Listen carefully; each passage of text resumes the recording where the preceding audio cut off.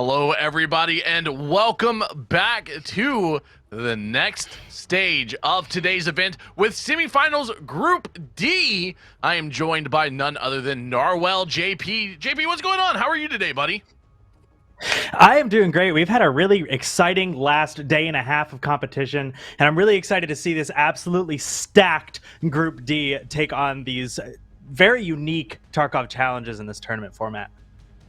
We have seen some great Tarkov challenges so far. JP, real quick, tell everybody a little bit about yourself and where they can find you.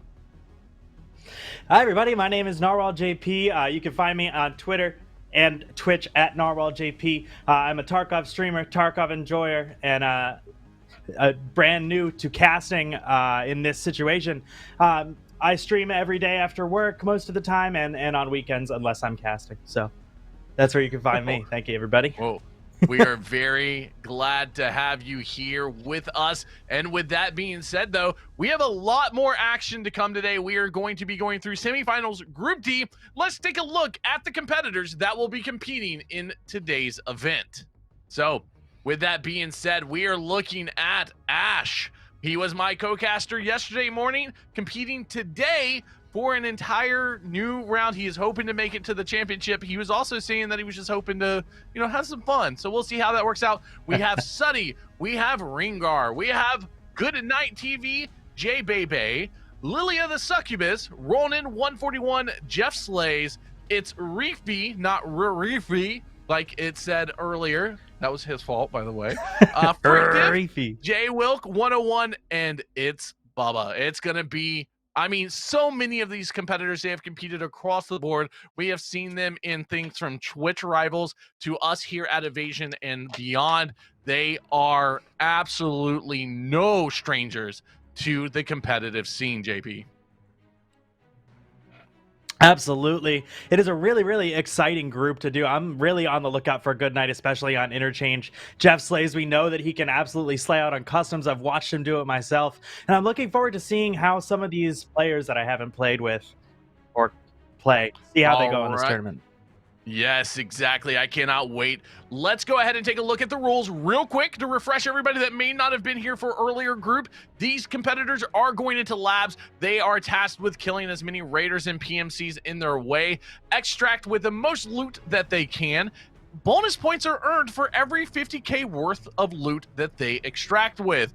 And the other thing is raider spawns are increased. They can load with anything, 1 point per raider, 1 point per PMC, 2 points on those dog tags. Extract is worth 3 points, and then 2 bonus points for every 50k worth of loot. As these competitors are launching in, we're gonna jump right in with Ash, and the action is going here, Narwhal. Absolutely. Ash spawning that long hallway. I think a lot of labs and a lot of what we're going to see in this first raid is this is a really fast moving map. A lot of the people that main this map are really great at this map. And it's going to be finding your spots to heal, finding your spots. What engagements do you want to take and which ones do you want to rotate across? So we're jumping on with Ash here. Looks like he has a little bit of already contact trying to VoIP to his friend. I'm going to guess we've seen a couple really fun VoIP moments, but we'll see what happens here. Chucking a nade in. Yep, going ahead and throwing that grenade in, trying to push who's ever on the stairs, going ahead with a pre-fire, doesn't find him. They push back down, or they're a little bit further into that kitchen. Ash is on edge, while we have Suddy in our bottom right-hand corner in that basement area.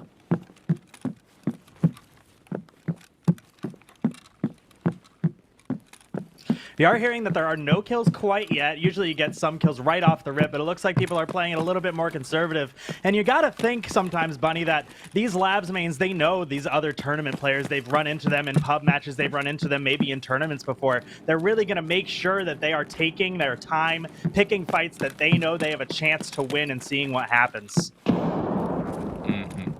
Very true. We'll see Good Night in the bottom using the M1A. I believe we saw Ringar there using, looked like an RSAS. J Bebe going with the MDR with the Voodoo. Lots of holding positions right now. Lots of noise on the board, but no kills coming through as we find Ash taking some shots. He is getting into it with somebody at this moment. Not quite sure who, but those were some M62 tracers flying past him.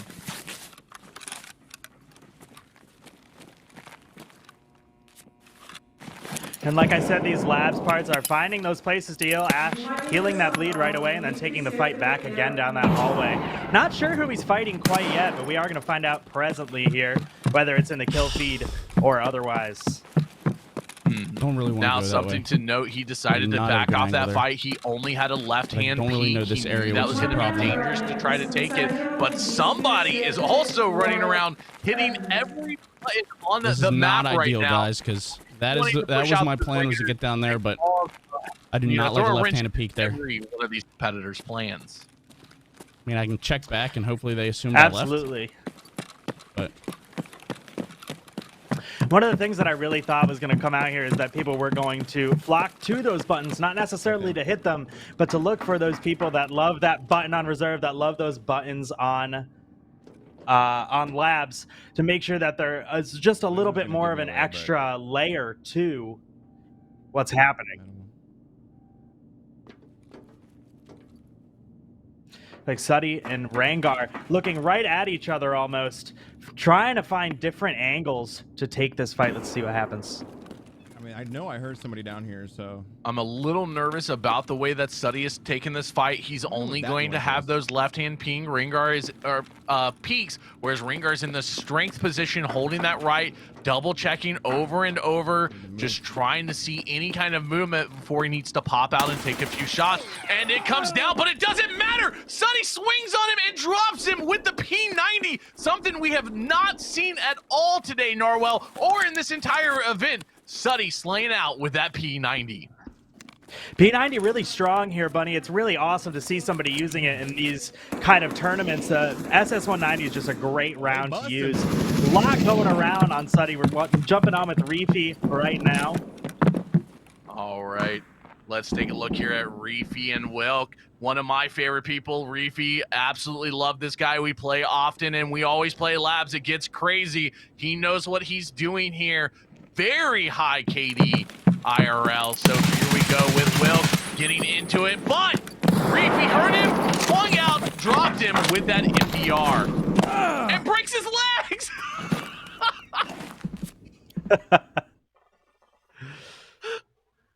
Oh, man. Poor Wilkes getting head eyes there, smoking the Gandalf pipe. As we jump in over here with Lilia the Succubus. Using smoke, Narwhal. Well, we saw a little bit of smoke on Lighthouse. I haven't seen a lot of smoke moves. Looks like in the bottom right corner of your screen, Frictive fighting a Raider here. Gonna try to take him out. Of course, with that side, it's a little bit tough on the bottom, especially with the weapon that he is using. And Frictive's gonna die to a Raider. Unfortunately, that first round not going the way Frictive expected it to, and to go down to an unfortunate Raider one-tap there. Oh, that was a shotgun Raider blasting him through the man, door. my smokes and are good. dropping him. They're good. They're like mobile airdrops, dude. So bad. As we see Lilia using the smoke to cover themselves and get protected here. Going ahead and dude, it's a mobile airdrop, dude. You see how loud that shit is? Lilia using like a weird color scheme here, right? Got a Yeah, it's purpley very hand. interesting. It's Lilia. I don't know that I've seen pink before. Yo, Ash, what's up? Okay. I'm being told that Lilia is colorblind. So this is colorblind for Lilia. That is awesome to see. Great here. I love it. Let's see a fight getting in here. I think it is Lilia and Ash fighting down here. I heard them VoIP. Yeah, I'm scary. Seeing a hardcore battle. Both of these players really great at labs, seeing what they're gonna do, whether they're gonna come back. Oh, Ash and Lilia battling it out. Lilia's trying to just slay, taking those right-hand peeks, spraying down the hallway, hoping to get Ash. Let's see how she does. Yeah, you got her arm. Dropped a mag, unfortunate. And again, it's about finding those spots to heal. Ash healing up a little bit, doesn't have any bleeds. You can see a fresh wound there. He did take his time to heal. See how that affects this encounter right here.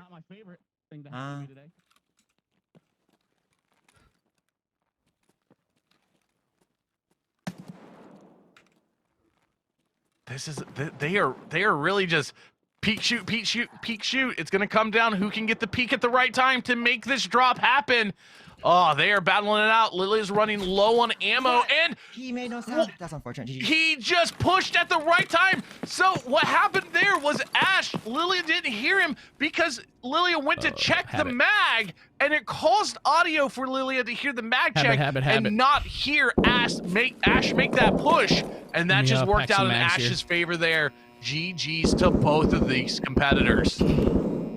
Yeah, that was a great fight, Bunny, seeing them just use their point shooting to their advantage. Ash did come out on top of that one with a good push, I really but he heard the nade pull out. However, I gotta that was pack a great some bags. fight All from that both pre-firing people. was killing me. Guys, thank you for the follows. Appreciate you.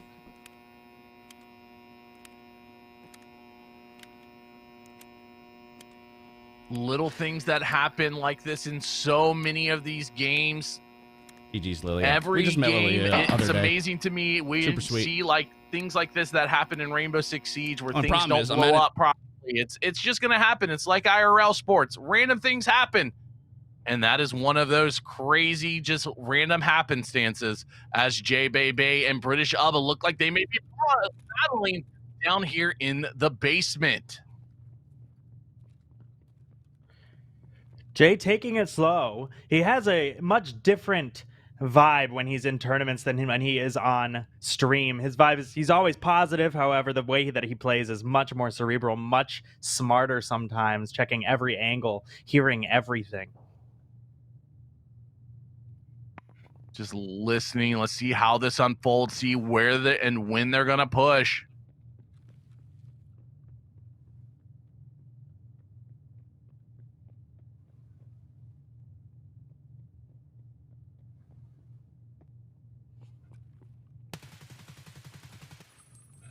Oh! Really getting into it here.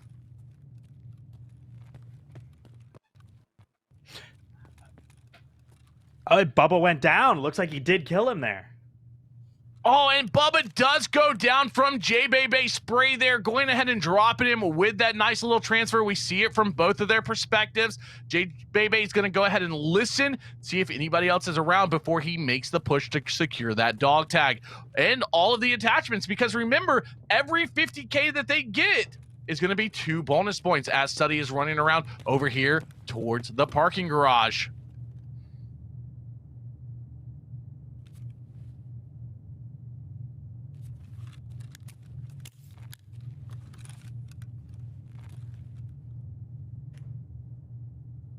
Jay's just listening, just checking time, seeing how much is left. Everybody's just kind of playing it slow right now, looting up, grabbing what they can. And one of the things we've talked about so much is how all of these competitors, how they drop their bag because their strength and endurance is not as high as it is in the live servers.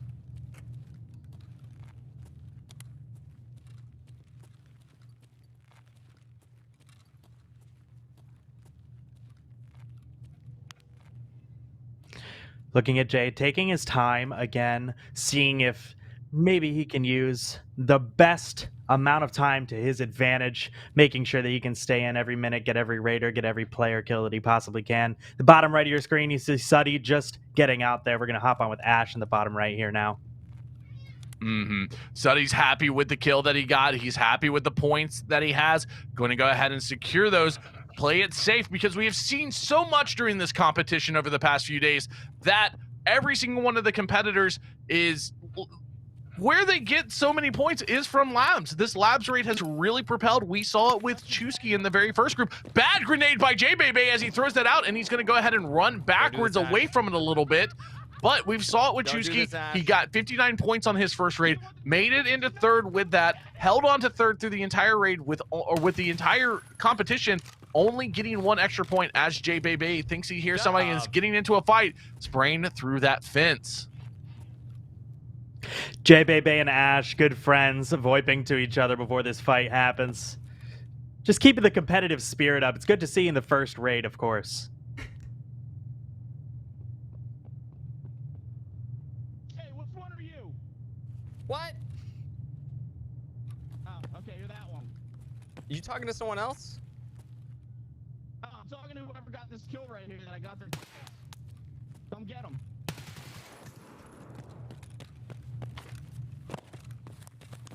You're lucky. I think they can still fight.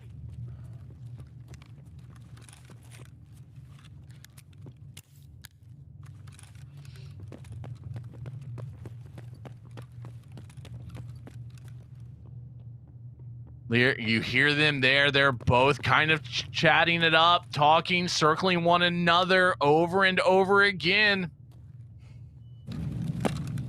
And I'm telling you, the toughest part. Switching over to Ash's perspective, and Goodnight looks like he may be joining into this third party. And now we have 3 people battling it out underground here, Narwhal. Peek again, I dare you. We knew it would come down to some sort of fight near the extracts. There's a couple extracts down here. People milking this map for all it's worth, as I think we're going to see, and we have seen the last part of the weekend on every single map, making sure they can get it. And GG's. Thought he went through the door. GG's. I'm sorry, Ash. I'm pretty sure that was Ash. looks like Goodnight getting the better of Ash there. Goodnight just absolutely just laid out on Ash, using that M1, firing it so quick. Now it's a battle between Goodnight and J Bebe, and who is going to come out on top during this? I mean, you are in a competition. Don't forget, kills aren't the only thing that's important here. It is about looting up and getting out for those bonus points. It is up to Jay to decide, I guess, in this moment, hey, do I need to take this fight, or should I back off and just try to get points with other items and get some bonus points? Because dying, you get nothing, whereas getting a kill here will only net you 3 points on extract.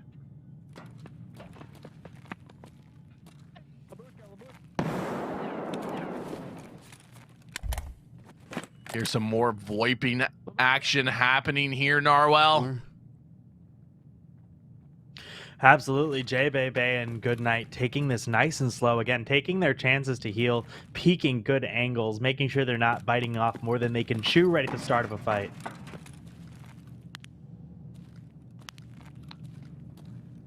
I am being told that Reefy found Frictive's body, going ahead and grabbing that tag off of Frictive's body from dying to that raider. And that is some free points there for Reefy if he gets out with them.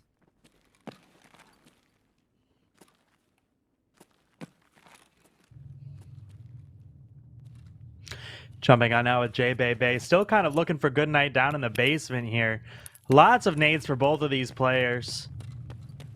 Trying to clear corners or hear running anytime they throw one. Looks like J Bebe is going to think the better of it. Yeah, very, very smart here by both of these competitors. Now, this is one of the things we've talked about with using VoIP, is it does allow your team, like the other person, to know exactly who you are and where you are. So with that, Ash was not on the lucky end there, but we got J Bebe finding a raider over here into the pipes, going ahead and spraying him down with that MDR, while Goodnight is still thinking Jay is over by the button.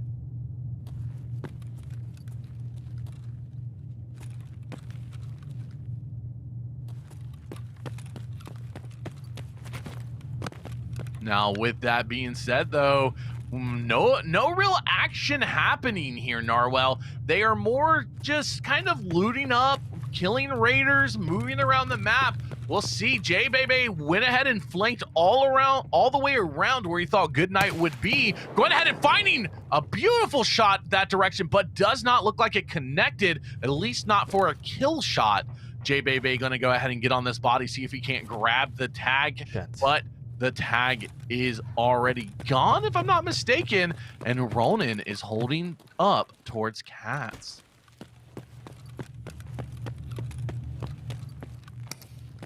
Looks like Jay gonna be hitting the main elevator, whether it's for bait or to get out. He seems like he's hungry for more.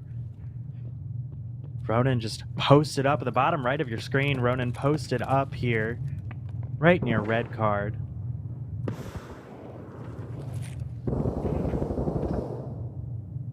So that J Bebe did do exactly what you said. Ronan going ahead and getting some shots over there. They are fighting.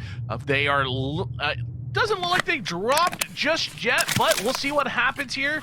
maybe get a little zoom in, throw a grenade out there to clear it, but there is that overhang, so I don't think the grenade will actually make it. It will bounce off of the overhang to the back left, but they made it through the door. There goes the Raiders. It's 2 of them. Drops 1, drops the second.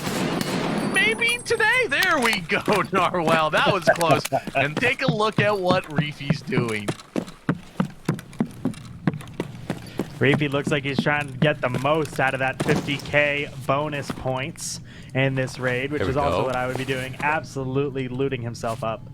Playing it safe, wanting to get some points, but maybe just not wanting to die in the first raid. Get your head on straight, you know?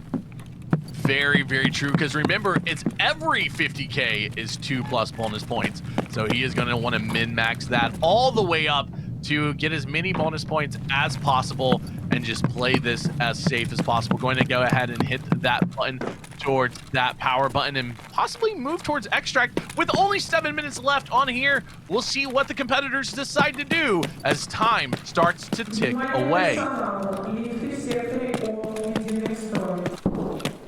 At this point in the raid, it is 6.5 minutes left, but you're thinking about what are my other competitors doing? You have no idea how many people could be in this raid still. Reefy does look like he is heading towards extract at that medical block elevator. Ronan going back to a backpack we haven't seen before, trying to, again, min-max those raider kills, the loot for the 50K bonuses to his score.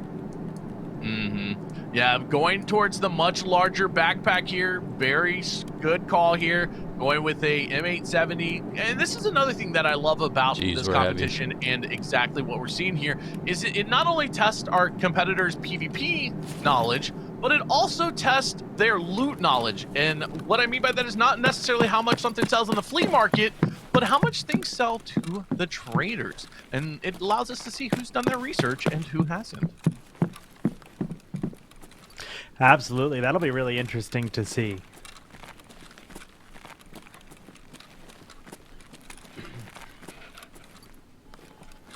Good night. Metalware. Still hanging out down here. J-Bebe has moved upstairs, and Goodnight does not have any idea. But that is the raider that was shooting at Ronan a moment ago that J-Bebe just dropped. J-Bebe flanking around back to the other side. Is he going to get eyes on Ronan, or is Ronan going to see him? They are extremely close to one another here, Narwhal. Let's see what happens. Looks like Jay gonna pull out a nade, try to clear something. Not gonna scare Ronan. He knows he's above the nade at this point. Oh! And it does take Ronan out. Ronan out of this labs raid by J-Bebe. Looks like we are gonna jump back on with him. No button to be hit here. Did J-Bebe yell Kobe when he threw that? Because if not, I'm very disappointed. That was a beautiful toss straight onto Ronan. Ronan had no time to react. Absolutely amazing. J-Bebe out here slaying it in this competition. Really wants to get into that championship round tomorrow, because remember, everybody at home, the top 3 will be moving on to the championship tomorrow, hosted right here at 12 p.m. Eastern Standard Time with drops. Jay's trying to get them that kill on the Raider, and he goes ahead and gets him through that glass. I believe Jay is going to be our last one in this raid, Narwhal. Oh! Getting shot at by some raiders here. Gonna take him down. That's the kind of stuff that just gets your heart racing. You're not sure if it's a player that's hiding amongst the raiders. See if I can make some miracles happen. Exactly. Jay's talking about trying to make some miracles happen, trying to loot up and get as much money as possible. Something to note is I was hoping to see more people use the Chusky method of taking out items here, but it does not seem to be the case. Because if you remember, Chusky was bringing in a rail in his Gamma to throw as many attachments on through this first raid. We'll see if that's a strategy that other competitors pick up for tomorrow during the championship, because Chusky will be in that. Absolutely, and it's a way to set yourself up. I mean, this labs raid really offers a lot of loot. You can either really min-max your points for this raid, or you can min-max the gear that you have going forward. That is very true. Now, with Reefy being our very first person to extract, it did go ahead and go up. We've got his score. He looted 36 points. Didn't really do much else. He found a dead body and he looted a lot. And that is all you can ask for here on this map. Get as many of those bonus points as possible. Suddy, Goodnight, and Reefy have all survived this map, and we will be getting a total. But altogether, Reefy did get 53 points. It was 36 alone from loot. That is an amazing amount of loot that Reefy pulled out. That is incredible. 36 loot points.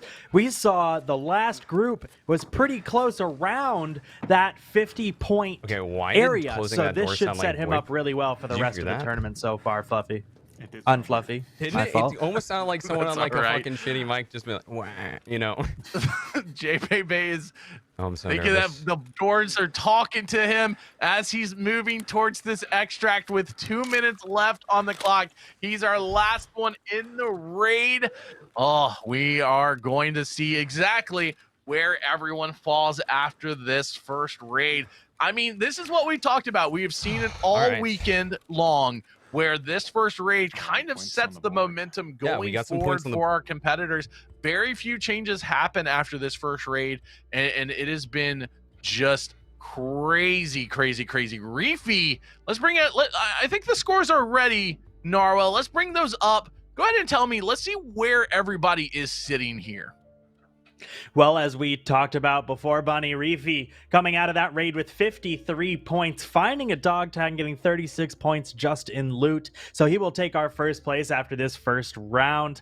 J-Bay in second with 43, really using his time well, being the last man standing, grabbing that 50K, every 50K for those extra points, getting out there with 43 points. Suddy gonna round out the top three with 10 points, tied with Goodnight TV for third and fourth with 10 points. Ronan with 7, Ash with 1, Frictive with 1, despite his early exit from the raid.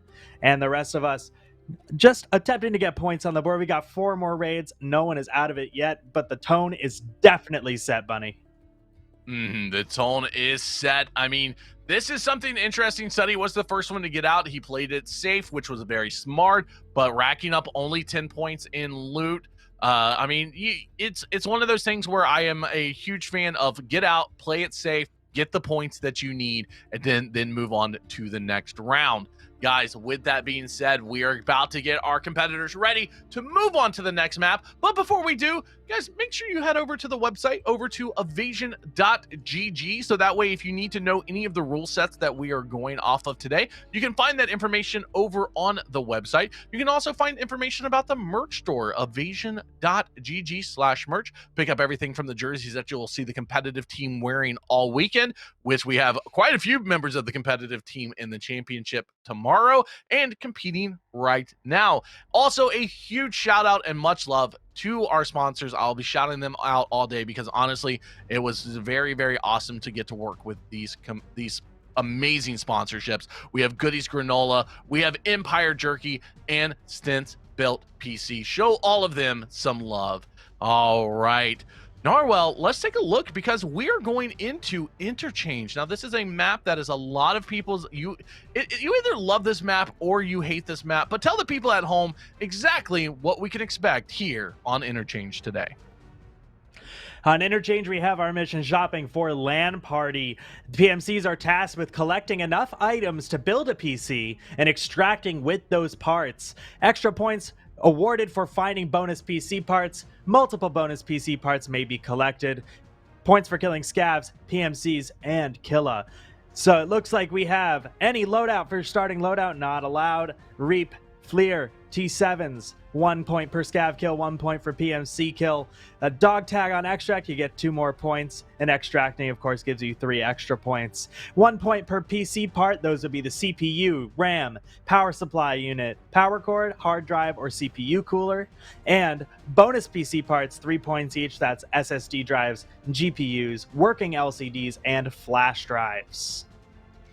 Oh man, lots of points. We've seen some crazy battles happen here. We've seen some very lucky loot. We saw Zerhawk pick up a GPU and an SSD out of one one PC. We saw, I can't remember who it was, but I'll get clarification. Find 4 GPUs in one raid, but could only grab 3. So lots of loot to be had here, and Killa hopefully may show up, may not. I don't know. We'll see if he is around.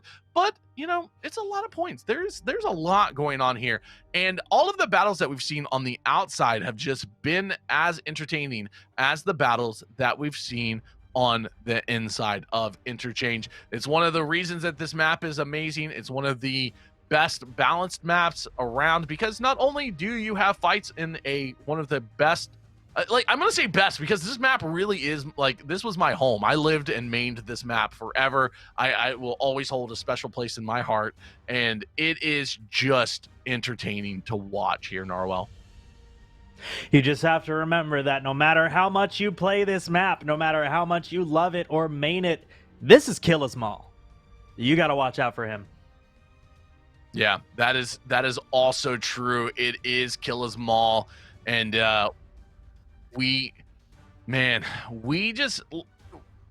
I'm curious as to what loadouts we're going to continue to see going forward here, because we saw some interesting loadouts. We saw mutants, we saw M1As, but from a couple of the past competitors, we've seen that SVDS come out. How do you feel about competitors using the SVDS, and do you think we may see it here on Interchange? I think this could be a good map for it. I actually did post a poem yesterday: SVD low, SVD sag, SVD single fire, SVD bad. So that's how I feel about it. However, we have seen a lot of people, mostly in this tournament, I've seen a lot of people really just slay out with the SVD, so you can't knock it till you try it, I guess. True. That is extremely true. It is one of those guns that I am a huge fan of. I think it's extremely powerful. I never expected to see it in a competition before, and the fact that we've seen it absolutely slay out twice may make it a choice for some of these competitors going forward, and I can't wait to see all of that happen from here. Oh man, as our competitors get ready and we get to see all of this unfold, I just want to take a moment to say thank you, everybody at home, guys. Seriously, we love putting this show on here at Evasion for you, and it just makes us seeing the support and all of you come out and enjoy the show as much as you are really means the world to us. And we hope to see you tomorrow, though, for the championship, because guess what? We're gonna have drops. We're gonna have drops for the championship. So be here for those drops. I can't wait to see you guys there. It's gonna be an absolute, oh god, it's going to be a bloodbath with so far with everybody that has made it in.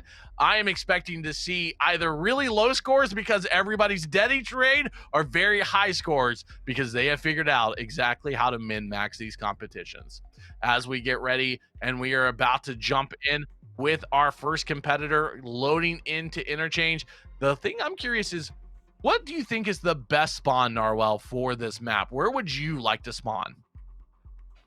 I think on this map, I think one of the best points to spawn, and where I would want to spawn, is probably Emercom. You can get right in, right at the start. You got a spawn to your left, you got a spawn to your right. All these people are going to be running towards where you can get those PC parts, where you can get those bonus PC parts, maybe checking killer spawns. I think there's going to be a lot more PvP in that area, and I think there's a lot more chance for points. However, there is also a big chance to exit the raid early in that spawn. Very true. But the thing is, the Emercom spawn, we did see this happen during our very first round, where Sheaf and Zierhawk were both positioned. They were moving towards Extract with less than a minute and a half left, and they ran into each other. We saw a battle right there at Extract with Sheaf getting the kill on Zier. Zier, unfortunately, getting no points for that, and Sheaf barely making it out with less than a second on the clock, as we get ready to jump in with Rengar here, loading in to Interchange. I got an awful spawn. Did you say Rengar spawning right at that Emercom, saying, I got an awful spawn. So we'll see how he goes with it. I'm being sniped at already. Oh, Oh god. this is one of the dangers of spawning at this Emercom, because Suddy is up top here. He knew somebody would be spawning over there, going ahead and taking a shot, missing a couple on Rengar, but finding him in his sight. Let's see how this lines up. Is he using a DVL? Okay. Does look like a DVL with a Valde on top. Gonna try to get some kills from right up there. I'm gonna ask. I'm blaming this on Empire Jerky for being in chat earlier, asking about DVL usage. I think it's Empire that kind of triggered this. I actually have one of the worst spawns. Fuck. Oh, he's running a 45 vector and a DVL. He's left, and Ringar has no idea, and he is contemplating his next decision. We'll see how this plays out, if he's going to pop a med and go ahead and make this push, and he has no idea that he's okay to do it, though. He's so worried, as he should be, that somebody's watching him, as we see J-Bebe has made his way inside next to Texo. Going ahead and hearing some grenades off in the distance, looking towards that back office, Nar. And it looks like, again, J-Bebe going for that MDR. Headed into Texo, trying to get some of those PC parts. Hearing fighting right in front of him. Definitely going to be playing it safe. Checking those corners every couple seconds, just making sure nobody's going to creep up on him. Oh, we are jumping over to Ronin, though. Ronin using an SR-25 seems to be really into it with somebody breathing hard. Maybe it just sprinted in. Here's something possible. We'll see how this unfolds. Is that a grenade? Yes, a grenade being thrown in as Jeff Slays pushes from the outside of Idea. We might have a 3-man over here with J Wilk 101 also. Земляк, мы стрелять не хотим, мы так наблюдаем.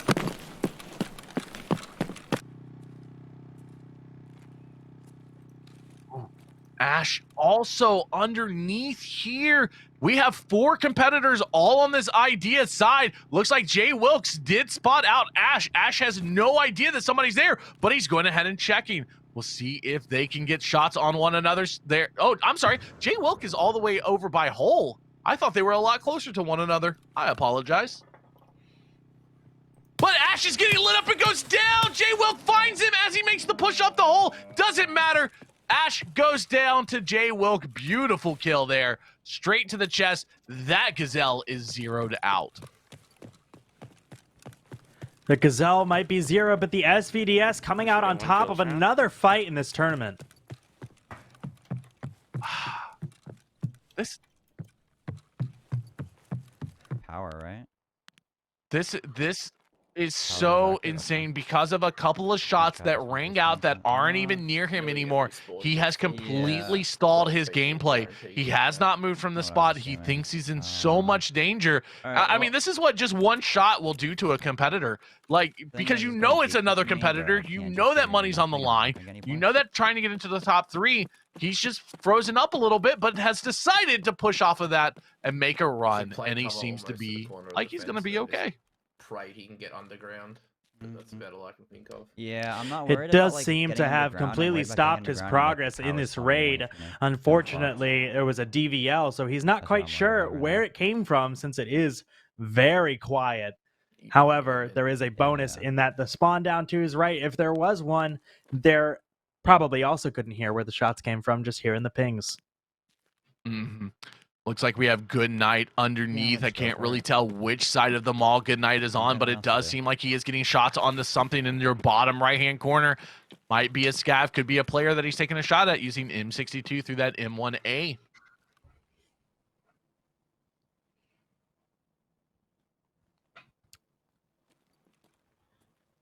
See Ringar go ahead and turning on those post effects. Are you a fan of post effects, Narwhal?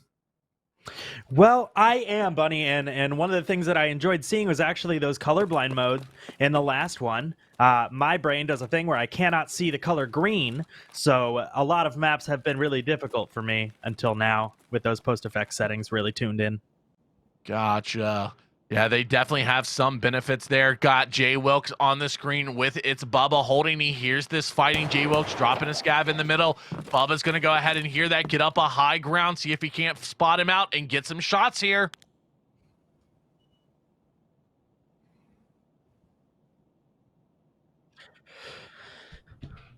Oh, there it is. Look at this. Bubba finding it. One tap straight. Beautiful there, Narwhal. Jay Wilkes goes down. We talked about this SVDS that Jay Wilkes was running. We saw it early. You can't put those into your container as our competitors are finding out. But the SVDS is slain out. Unfortunately, just didn't work, and the AK-103 takes over. SVD is great, but it does not stop a BP to the face, unfortunately. Gonna see Bubba come out on top of that. And jump on with Suddy here, checking his corners. R/perfectly cut screams, bunny. Suddy going with that tactic that we heard earlier, using the DVL and that Vector. Finding like a logic key or something, like mid raid.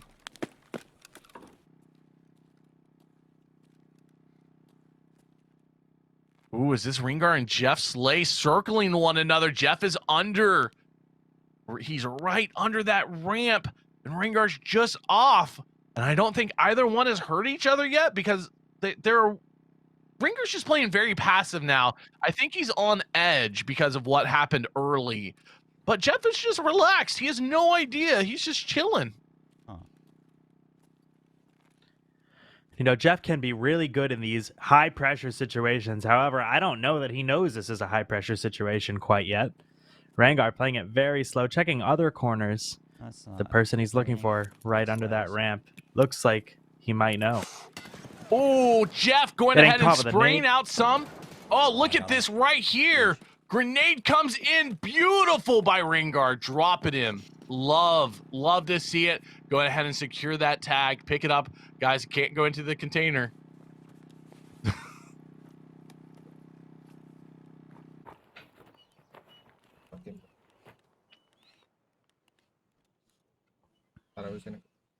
Oh, tell me who we have here. What is going on here, Narwhal? Looks like we have Bubba just kind of trying to get those PC parts in his bag, but it looks like Frictive is coming right up near him. Gonna see what fight comes on. And Bubba has the angle. Oh, gonna hit Frictive, not kill him, and Frictive does get to a little bit of cover. Still clinking shots. Shots at each other. Frictive does go down to Bubba with a nice headshot right through the face shield right there. Oh my gosh, that battle went on for much longer than I expected. Bubba had the entire advantage through the whole fight, and I kept expecting a shot to land, but it wasn't until Frictive leaned out there and gave Bubba the open shot. Frictive, unfortunately, doing a left-handed peek lean, which causes your body to be more exposed, and Bubba takes advantage of it. Is Bubba pushing towards extract, or is he just moving around the outside? Unsure. He could be definitely moving towards extract here. He does have quite a few PC parts and bonus PC parts in his backpack, and 2 kills on the board with those dog tags for this raid. So I think extracting might not be the worst idea here, Bunny. Yeah, he keeps backing away from the extract. I'm not quite sure what his thought process is as we've tuned back in with Ringar. He's going ahead picking up a couple of scavs underneath, still on a dead dead body of Jeff Slays that he murdered out using that MDR. Question is he going to get aggressive and push up through the hole, or is he going to wrap around and go up the steps? He's finding, I believe, I forget whose body this is. Is this Ash's body from earlier? I believe this is Ash's body, yes. Maybe he dumped it when I heard him run up, or when he heard me run up.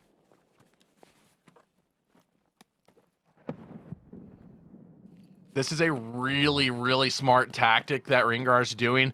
He's going ahead and grabbing parts and ammo, throwing it away, just in case any competitor comes across it and decides to pick up the M18 and use it, because the M1 has been slain out, and it also gives him free M62 to use through the rest of the competition. It sure does, and we know 308 is so powerful on maps like Lighthouse, which is coming up here in a little while. He may have honestly gatekept the points away from you. I know a lot of people have been like denying points by hiding stuff and storing stuff.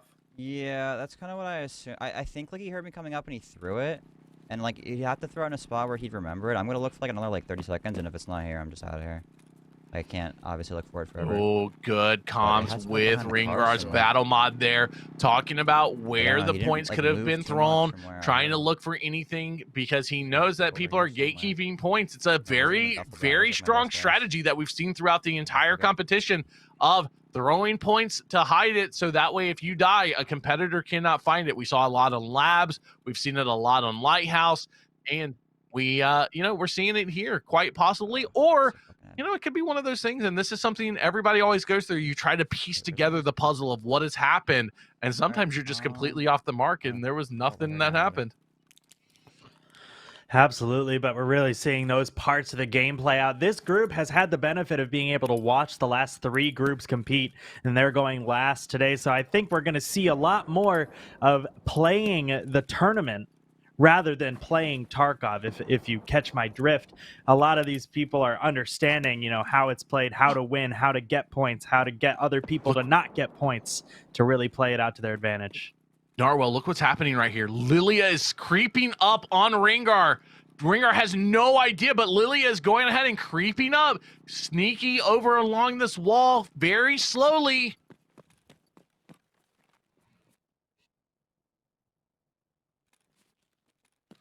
And then Ringar is hearing Ronan over in the furniture store. That's who Ringar was throwing the grenades to. But if Lilia takes a shot over here, Ringar is going to be aware. We'll see how this unfolds because this is a 3-way fight, except for Ringar has no idea that Ronan is.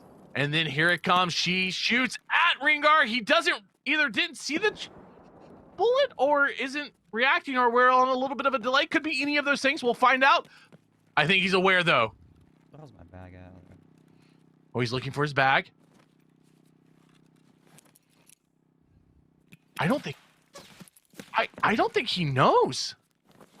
Well, we're in it now. He just got hit in the chest, going ahead and healing it up. He had no idea who was being shot at.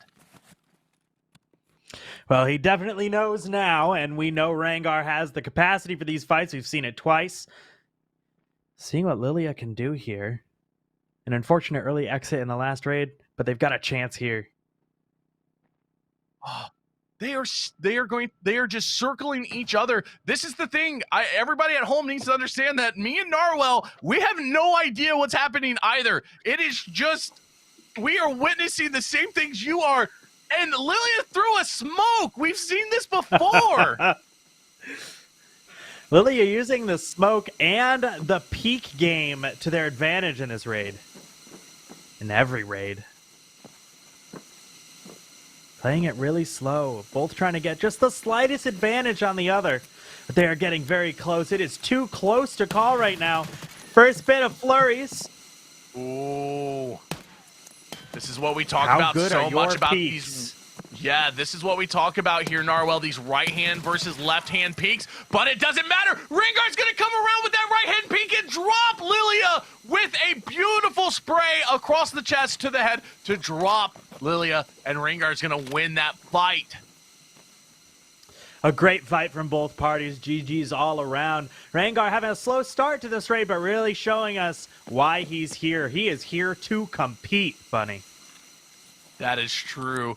We saw it early when he picked up the kill on Jeff, and then playing a little bit loose there, honestly. Wasn't super concerned about surroundings, thought he was maybe a little bit safer than he was. Lilia getting a couple of shots on the chest, but not enough to drop him, and he was able to recover and take that fight and win it. As we tune in with Goodnight, going ahead and hitting some computers, grabbing some RAM. There are 40-something computers on this map, I believe is what we were told earlier by Will Dez, and he would know as he went through every one of these 1,000 times to try, or he checked 1,000 computers to try to find a GPU back when they were not spawning in computers.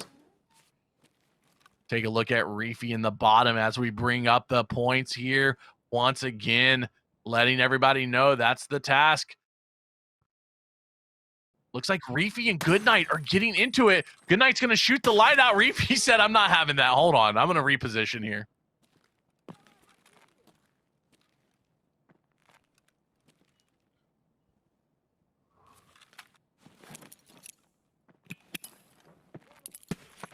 Oh, Oh man, Reefy and Goodnight going into it. Reefy unfortunately does not make it out there. He gets dropped by that Narwhal. What just happened? What happened is that Silence M1A coming right out and just slaying out. Like I said, the 308 is very, very strong. It'll go right through your face shield without even a second thought. And Goodnight going to come out on top of that. Bottom right of your screen, J Bay back underneath, taking his time. Goodnight going to be peeking out towards Goshen. Hello? Looks like Goodnight going to go pick up a scav. And with only 5 players left on the map, J-Bay underneath. Goodnight over here inside of the back of Goshen.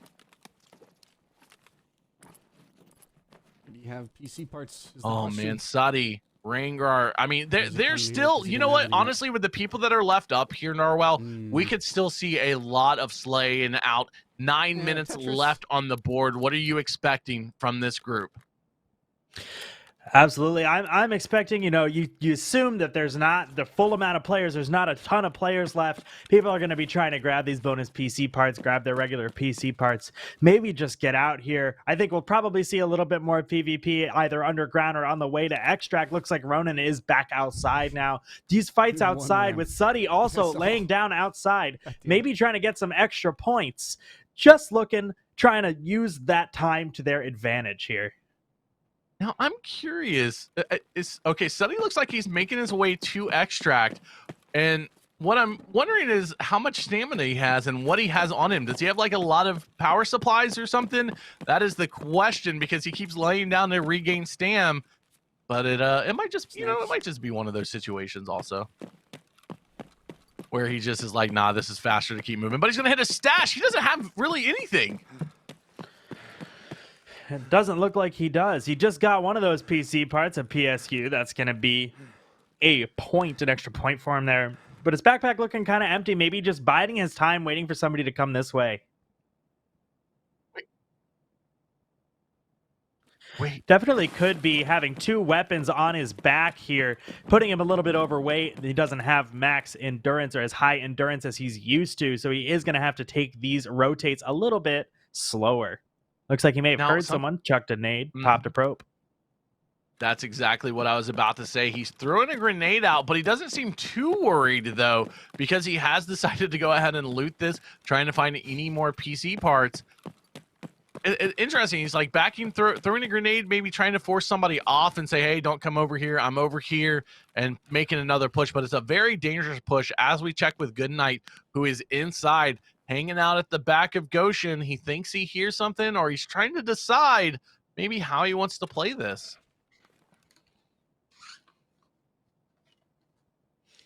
It's definitely a little bit of a mind game at this point. You got 6.5 minutes left. You got to be thinking people are moving towards extract. Do I want to get caught in the crossfire of somebody leaving mall and getting to extract at the same time, or do I want to bide my time and try to get somebody on their way?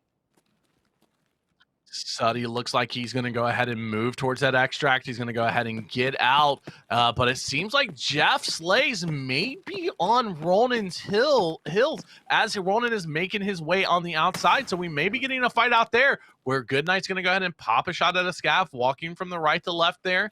I don't know if he actually connected with that one or if the scav got by.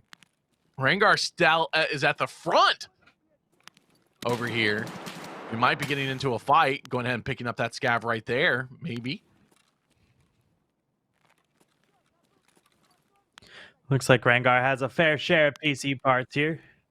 Looks like we have Ronan already extracted from this raid. And I'm thinking, he looted a stash, but we didn't really get a good look at his container. That could have been completely full of PC parts there as well. Very, very true. And it looks like J-Bay is going to be our next competitor that is getting out. We are getting a lot of survives from these competitors.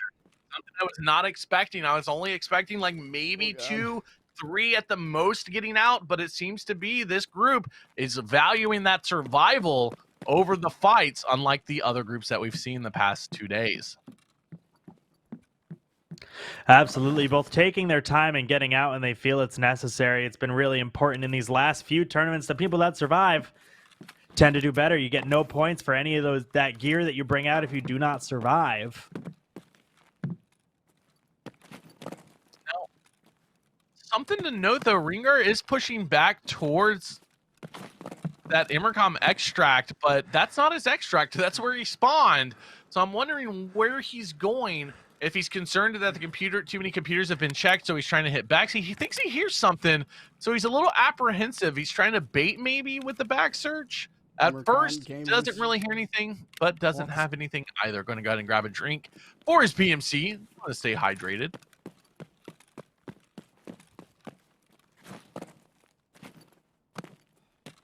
Looks like both of these guys just kind of trying to maximize their time, maximize their loot at this point.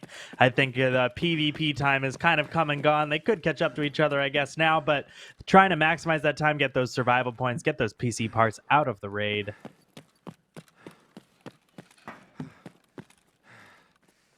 Yeah, it's just going to be a lot of, I think we're going to see a lot of just searching, trying to grab PC parts, trying to min-max, like you said, trying to just get anything up on the board. But this has been, like, honestly, this has been so interesting to me. I was not expecting this many people to be surviving each raid like we're watching here. I was really expecting a lot more death, a lot more mayhem, and a lot more aggressive pushes. But they've all been kind of playing, I don't want to say passively, because they haven't been playing passively, but they are really thinking about their moves before they make them. Every single one of these competitors in this group. Absolutely. And as tournaments go faster and as evasion tournaments keep going, we see a different level of player time and time again come out for these. These are smart players. These are aggressive players, but above all smart. They are able to really just see what the priority is and play to that strength rather than play on their mechanical skill all the time. Mm-hmm. Yeah, and that's the great thing about this so often is not only do we here at Evasion force these competitors to show their PvP prowess, but we also force them to show their actual game knowledge for what Escape from Tarkov truly is, about what to loot, about what's valuable, about how to move around the maps, and force them into situations that they may not be very comfortable with. Looks like Ringar is going to go ahead and check for the computers in the back here. More than likely, they've all been hit. Yep, somebody spawned back here. I doubt you're going to find much. He has 2 minutes to make it to extract. Did he bring money for car? And then we'll just take our points and leave. Yep, it looks like he did bring money for car extract. He's going to go ahead and pop that. First of our car extracts I've seen this competition. And also seeing in the bottom right of your screen, I don't know if you caught it, Bunny, but I did see Goodnight just drop his backpack, so he might be looking to just wait, see if anybody else is going to push power, and then push that no backpack extract for himself. It's unfortunate. Yeah, very, very smart strategy. Knowing that Immercom extract is very open, you have to go through a lot of open areas to get to it. So if anybody is moving, you're going to be open. I think a lot of folks may have watched what happened between Zier and Sheaf yesterday, and they're like, I'm not taking that chance. I know there's a minute left. I'm not getting into a fight at extract. I have what I have. I can put it on me in a secure way. I can get out with these points, and that's exactly what I'm going to do. So with that being said, Ringar is going to go ahead and use this extract as Goodnight. I forgot about no Waits down the time to move towards backpackless extract. All right, don't hurt me.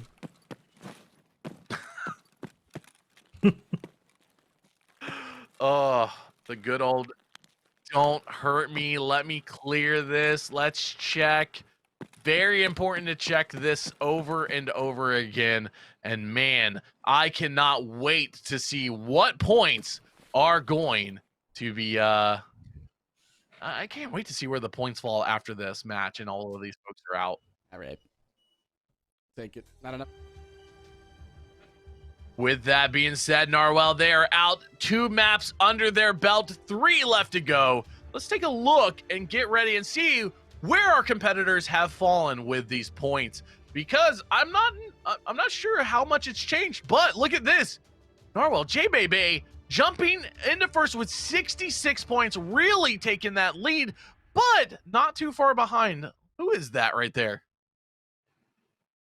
That is Reefy. Reefy, even with an early extract from that raid, early exit from that raid, I should say, netting still 2 points. I believe he was at 53 after the first round. And then rounding out our top three is Suddy with 28 points, really using that time to his advantage in this. Still tied for fourth and third on points, at least, is Ronan and Suddy. They both at 28 for third and fourth. Fifth place, we've got Bubba with 21. 2 nice kills in that raid. Extracting with all of his stuff definitely got some of his points up. Goodnight just behind in sixth with 19. Rangar following with 15. Both of those guys really using the time to their advantage, especially Goodnight staying in until the very end, getting out with whatever he could. Then we have J-Wilk, Ash, and the rest of the crew still making up some time. But we've got lots of game to go, Bunny, so there's plenty of chance. Very true, and that's something to note. Ringar jumped from 0 points to 15 with that one raid. Getting those couple of kills really helped out, and like you said, 3 maps are still left, and there are a lot of points to be had in the next 3 maps, especially going into our next map, Shoreline. This one is going to test their knowledge of where all of those stashes are, because with the amount of stashes on Shoreline, I mean, if you get to all the stashes, you rack up, you carry out all of those moonshines, each one of them being 3 points apiece, you could change this entire playfield right now with this one simple map. We haven't really seen that happen because everybody just keeps murdering each other before they can do anything, and they only run out or like get a couple. And the other thing that we haven't seen from our competitors is them using that moonshine. Now, we did see somebody use the moonshine on the lighthouse map in the last raid. They drank it at the beginning, but nobody's used it to gain or to, to lose the points on right here. Now, the thing about it is why I'm talking about this is because moonshine is kind of like a stimulant. We've buffed it. So what moonshine does is it gives you pretty much the same stats as 3 different stimulants. It gives you more strength, endurance, a couple of other things, and it really, really allows you to get an advantage on your competitors. Narwhal, go ahead and tell the people at home exactly what they can expect, though, with moonshine shooting. Hello, everybody. If you have not seen any of the rest of our days of competition, Moonshine Shootin' is Shoreline like you've never seen it before. Jaeger has hidden Fierce Hashling Moonshine in his stashes. The Moonshine can either be used for the special benefits they give that Bunny just explained before, or extracted for points. Each extracted Moonshine is 3 points. Kill any scavs and PMCs in your way, and multiple Moonshine may be looted. You may use any loadout, no reap, Fleer, or T7s, just as before. Scav, PMC will both net you 1 point. If you have that PMC dog tag on Extract, you get 2 points. The Extract itself is worth 3 points, and as I said before, extracting Moonshine plus 3 points. Oh, man, lots of points to be had. Now, the thing about this, though, is it's about their knowledge. A lot of our competitors were like, wait, there's stash Shoreline? But, we've seen everybody adjust very, very quickly. They seem to be getting into this very fast. I haven't really seen anybody using adrenalines or anything to push these stashes and get to them early. But, we might see what happens as we get our competitors ready to launch into Shoreline. Guys, I want to go ahead once again and thank our entire crew here at Evasion for putting on such an amazing show. There are so many people behind the scenes with our amazing production staff. You guys will see them in chat today. We have Hotel Bravo running everything behind the scene at his computer, literally blowing it up with this production. We also have Spectre and Party Pineapple. They are also producing the show behind the scenes, giving you the shots and, just keeping us up to date of everything that's happening. Show them all some love in chat. Also, guys, much love to the team over at Battle State Games, working super late this weekend, helping us put this show on. They are there at the office, pushing the buttons, making all of this happen. So much love to those guys for giving their time during the weekend. We really, really, truly appreciate it. Also, a huge shout out to our sponsors once again, Goodies Granola, Empire Jerky, and Stints Belt. They honestly, much love to you guys. We appreciate every one of you and the support that you've given us. And we hope that everybody will go out and support them, get some amazing flavors. Honestly, blueberry vanilla from Goodies Granola, I might have had a hand in making that where it's at, because I didn't like the original, but I was like, hey, more vanilla. It's amazing now. And Empire Jerky, seriously, one of my favorite. Habanero. Oh, just mango habanero, like just order it. It's you will thank me later. I expect some DMs on Twitter being like, "Add on Fluffy Bunny, mango habanero." You are right, exactly. And Stint's building some of the best PCs for our competitors and teams. Then I have a personal friend that just ordered from Stint's built also, and those guys put in a lot of work over there. He had to make some changes, and they called up, they talked on the phone, and they got it switched up.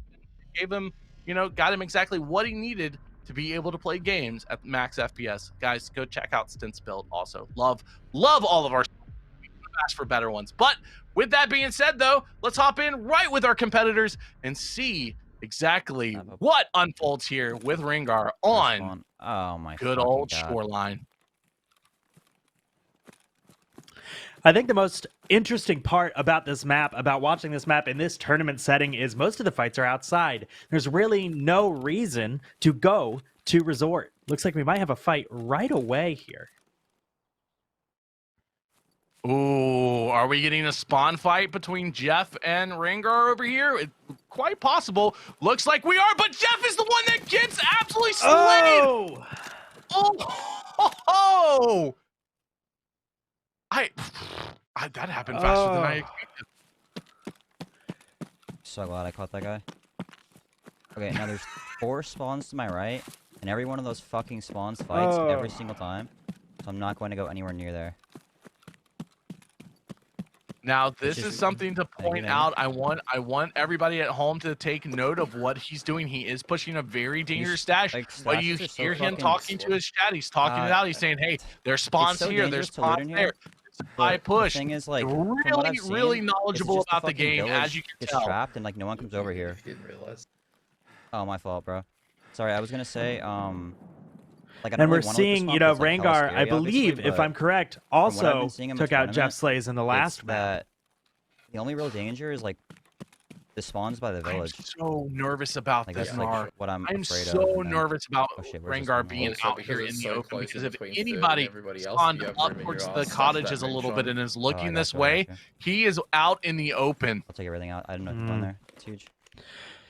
It does worry me. He does have 2 moonshine right now. However, you have to extract those for the points, if I'm not mistaken. I think if I was on this map right now in this setting, I would be as far away from Swamp for the reason we're seeing right now. He is stuck in that water trying to cut through right now. It is so dangerous to be there. You feel absolutely helpless when you start to hear those bullets whiz by.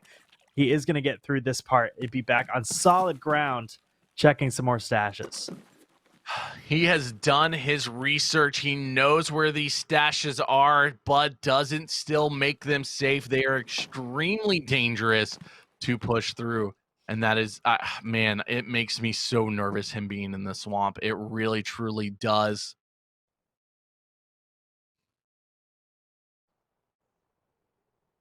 Take a look at Jay Wilk down here. We saw Reefy making a run towards the village. Could be pushing close to Rengar. Jay Wilk in some high grass. I'm having a hard time telling exactly where he's at, though. But Ash, also getting a little glimpse of Ash and Frictive running by the towers. Oh, Mr. Interchange Ramp. Hey, don't go for that revenge kill, brother. Someone's coming up. Ash, our VoIP master in chief here, just VoIPing with a friend here, I guess. Swamp side. You kill him, and then we have a deal. Someone's coming up swamp side. Yeah, I'll see what I can do. You're the GOAT. I believe in you more than anyone in the world.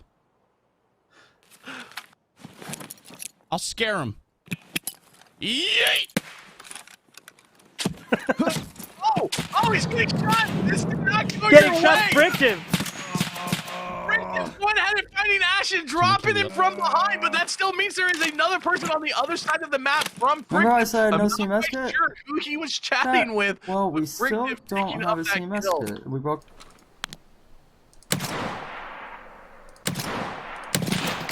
Oh! Some Rolling shots here getting from into Ronan, his gonna shape, take out baby. Jay. Hell yeah. Oh. I can't believe I heard him. I was like, someone's Jay sprinting. is our leader after that second map. Going to be down early in this raid. A lot of people have a lot of time and a lot of opportunity to make up ground on him here. Hey, that's big.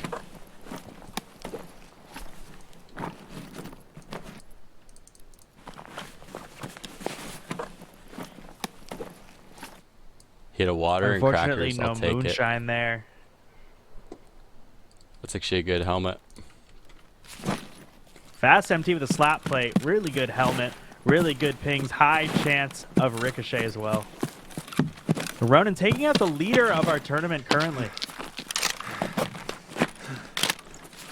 Yeah, that is a huge pickup by Ronan there, dropping JBB. That is what they want. That's what every competitor wants to happen right now. They want to be picking up and seeing all of these kills happen on him, so that way they can close that gap. As we tune in with Ronan making his push, let's see if Ronan knows all of the stashes on this side of the map. Sprinting. They could hear me sprinting from like a mile away, overweight.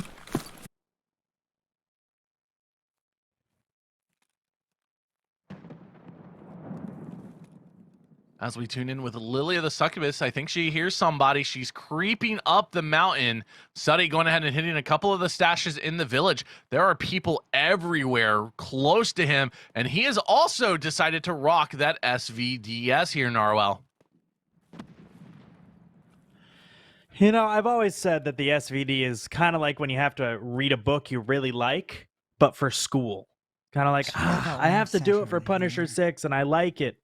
But after I'm done with Punisher 6, I never, ever want to use it again. But it has been used really well. Again, going with that vector, but the SVD this time for Suddy. Pushing in the village here. Lilia close at hand. Yeah, interesting tactic, bringing in SVDS. We haven't really seen anybody bring any secondaries. I think that's Suddy that's getting shot out at, and Lilia drops Suddy with some beautiful taps. And, you know, we've seen Lilia have some amazing fights here. Amazing point shooting, really quick fights, just not coming out on the right side. And this time, I'm glad that they are getting to show what they can do.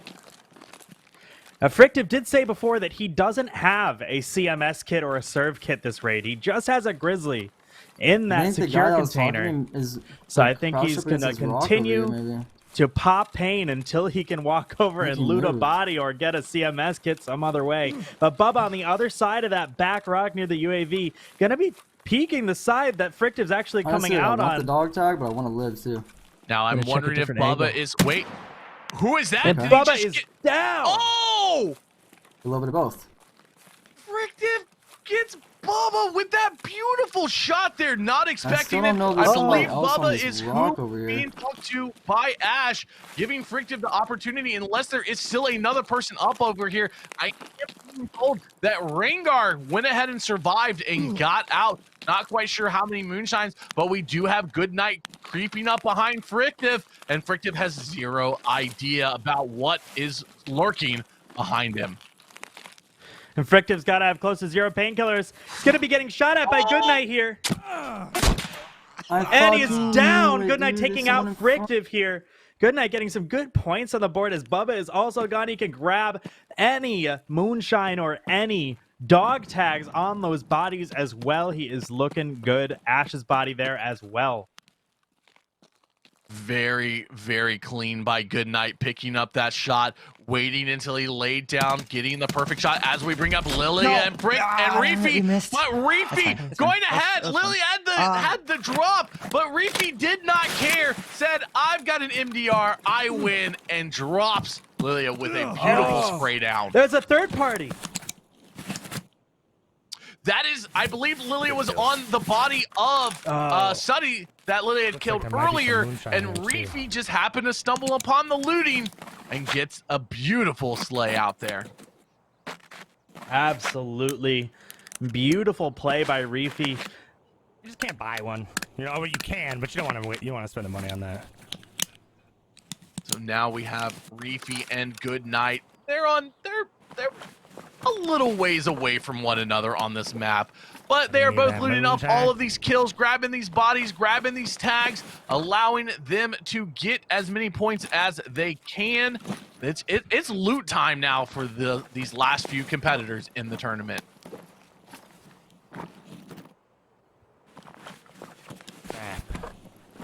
Sounds like there are 4 players alive. Ronan, Reefy, Goodnight, and one other. They're going to loot up. Goodnight has a lot to do. Because there was a fight, so we'll go hit the stashes now.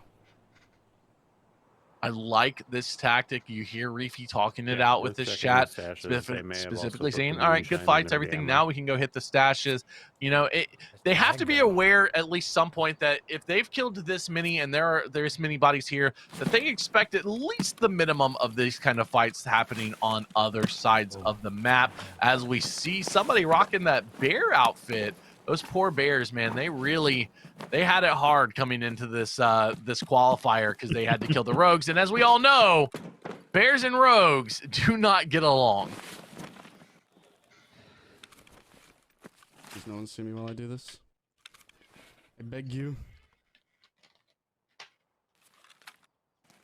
J-Wilk looking like it is going to be the fourth one that I missed in that last time. He is still up as well. Taking their time. Another SVD for J-Wilk as well.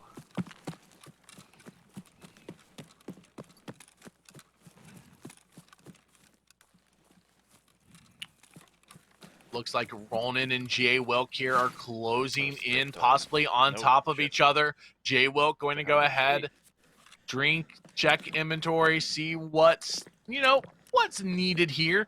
Needs to repack mags, anything like that. Pop a drink. Ronan, may hear that drink going off. One fierce hatchling in the container for J-Wilk. It's real bad, chat. Oh, they are running right at each other, Narwhal. I'm worried. I'm gonna die to freaking starvation. I am excited. Oh! Ronan getting absolutely tapped by J-Wilk. My tray table is in the upright position. I'm ready for landing, just like that shot on the top of Ronan's head. Absolutely going down to J-Wilk. A nice slow play. Oh my gosh, we have seen this so many times, Narwhal. This SVD just one-tapping all of the competitors left and right. I mean, it is not, it is not something I ever expected to see in a tournament, but J-Wilk making it work, same with so many other competitors today. Now, the only problem is J-Wilk was running a little bit low on energy and hydration, if I'm not mistaken. I think it was just energy. So we'll see what happens. Grabbing that J-Bebe tag. More. Oh, there's crackers. They're going ahead and popping those for the energy and a milk and another water to sustain through this raid. Oh. Picking up a moonshine off of him as well. J-Wilk can have 3 moonshines right there. And the SVD, I had a very intense opinion about the SVD when we started here, Bunny, but I'm going to have to reverse it now. SVD Pog. Oh, man. All these competitors looking for these stashes, trying to figure out exactly where they are. They have some idea, but not fully. It's actually in between 2 bushes. Getting closer. Warmer. We're gonna play hot and cold here. There you go. Little bit closer. Oh, I think you went past it actually. Yeah, you went past it. But gonna ignore that stash, keep moving on to some other ones. Looks like Goodnight is in it with some scavs over here, a heavy bleed on his arm. As we know, these scavs are absolutely cracked at this rock. They do not miss, and they will lay you out. But Reefy in the area should possibly hear these shots, even if they are suppressed. He at least would have heard the scav shots. Oh, what's going on?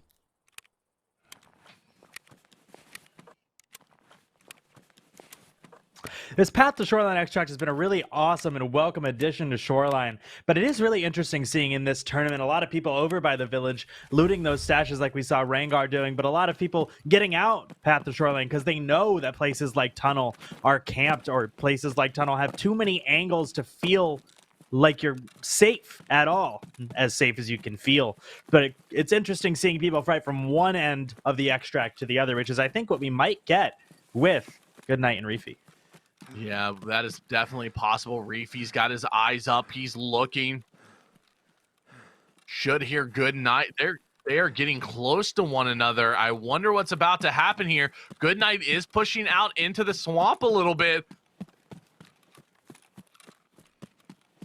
I'm so nervous. I am being told, Damien did say in chat that J-Wilk's stomach was blacked earlier, so his energy had gone down. He's been looking for food ever since, and luckily found those crackers in raid. 2 more. York Customs, then Lighthouse. Right. This is rough. Taking their time. Getting towards the end of this raid, however, we do have a lot more game for you Can coming put, like, up. We 6, still 7 have points up, Customs right? and Lighthouse for this Group D I could put, like, 10 qualifier points here. up.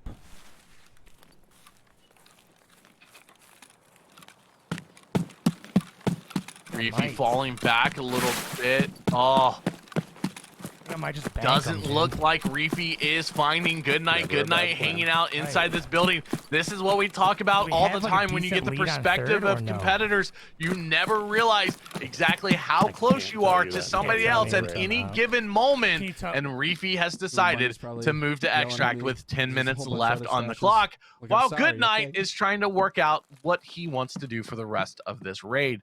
Jay Wilk, though, moving over to Extract also, it seems.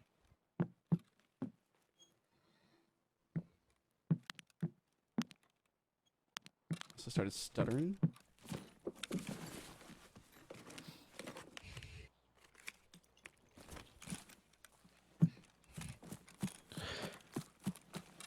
J-Will gonna get a 4th moonshine. A They got a 4th choice of moonshine trying here. This one and the next 2 on the way out. Said he's gonna try to hit 2 more stashes. Looks like he is making his way towards Extract. I mean, this could be a lot of points here, Narwhal, picking up all of these moonshines, and if he extracts with them, going to put up a huge score in this. Does look like Reefy survived that raid, went ahead and got out, so those points are secure for Reefy, whether it was with the moonshines or the extract, picking up a huge thing, a huge raid here, and Jay Wilk going ahead and moving on. See what happens. Wait, I am being told Damien just said in chat that he had to drink one of his moonshines. Jay Wilk did. Is this correct, Damien? Jay Wilk did?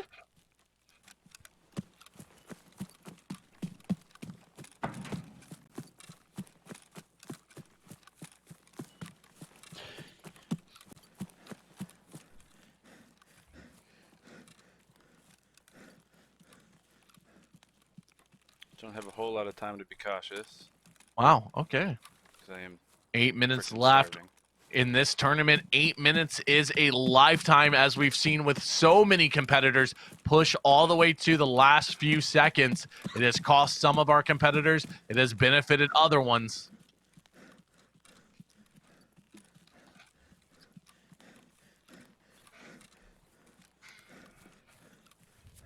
Damn it, someone's already hit that one.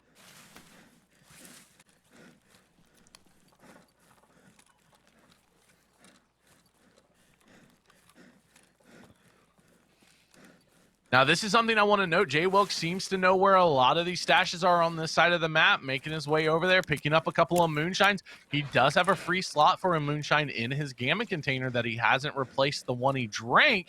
So one of our first competitors that we have seen drink a moonshine for the benefits going in here. And look at, he is really drugged up right now. Look at all of the effects that are affecting him. One effect that I'm looking at is that low battery effect with no energy, headed towards these last 2 stashes.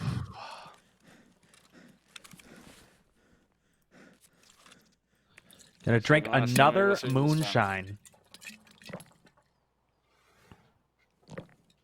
There we go. Oh shit, it's Provital wearing out that got me. God damn it, I'm a dumbass. I'm so worried right now. I mean, he doesn't have far to go to get to this extract, but he needs to stay up just enough.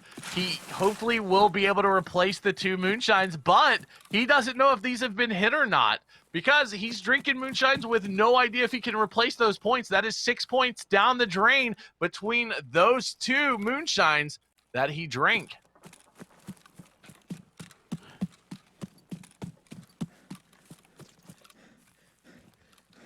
Looks like Goodnight may have restarted.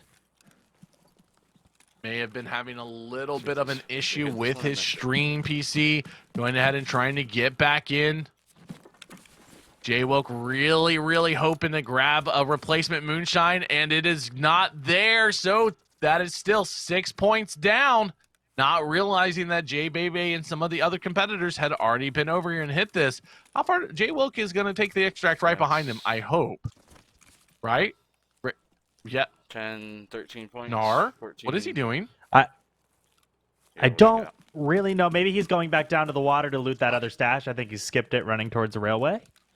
Okay. He's really making me nervous with how low his energy and everything is. So he is moving into extract, going ahead and picking up those points. I got nervous. Oh man, I was like, oh, please don't do this to me. I don't want to see somebody just fall over. As we tune in with Goodnight, seems to have fixed whatever issue was happening and moving his way to extract with less than 4 minutes on the clock.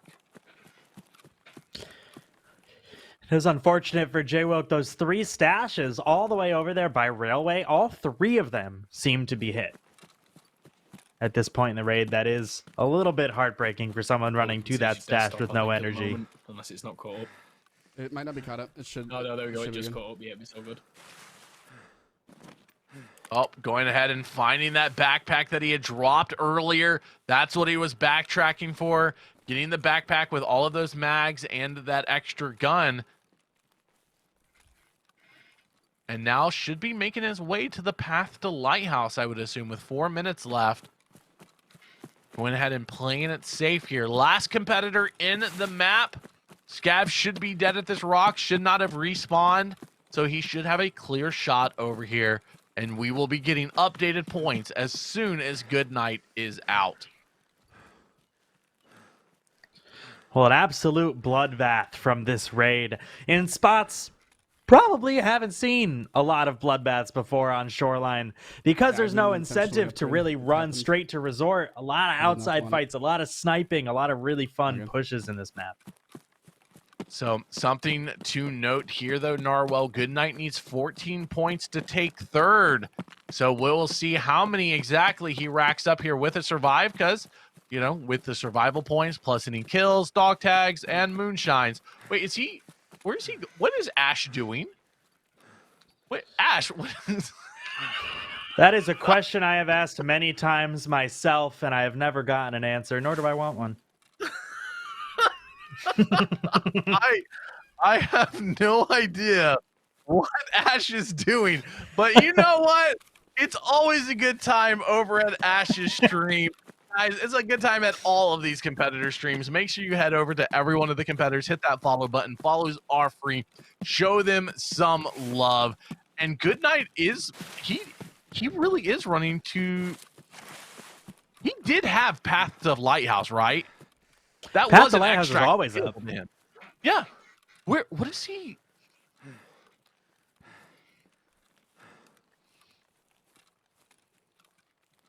I mean, he has time. He has time. Not a lot, but he does have time.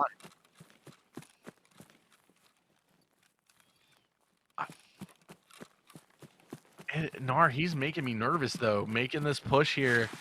Instead of just getting out with the points that he has, he's decided to push further across the map. This is extremely dangerous because if he doesn't know, like we know, he doesn't know he's the last competitor on the map. Like we have that information. So this is a dangerous push with all these points on you because you could run into somebody who also is making a run towards extract. Maybe that's what he was hoping for. Maybe he was hoping to run into somebody to pick up extra points at the end. I can't say.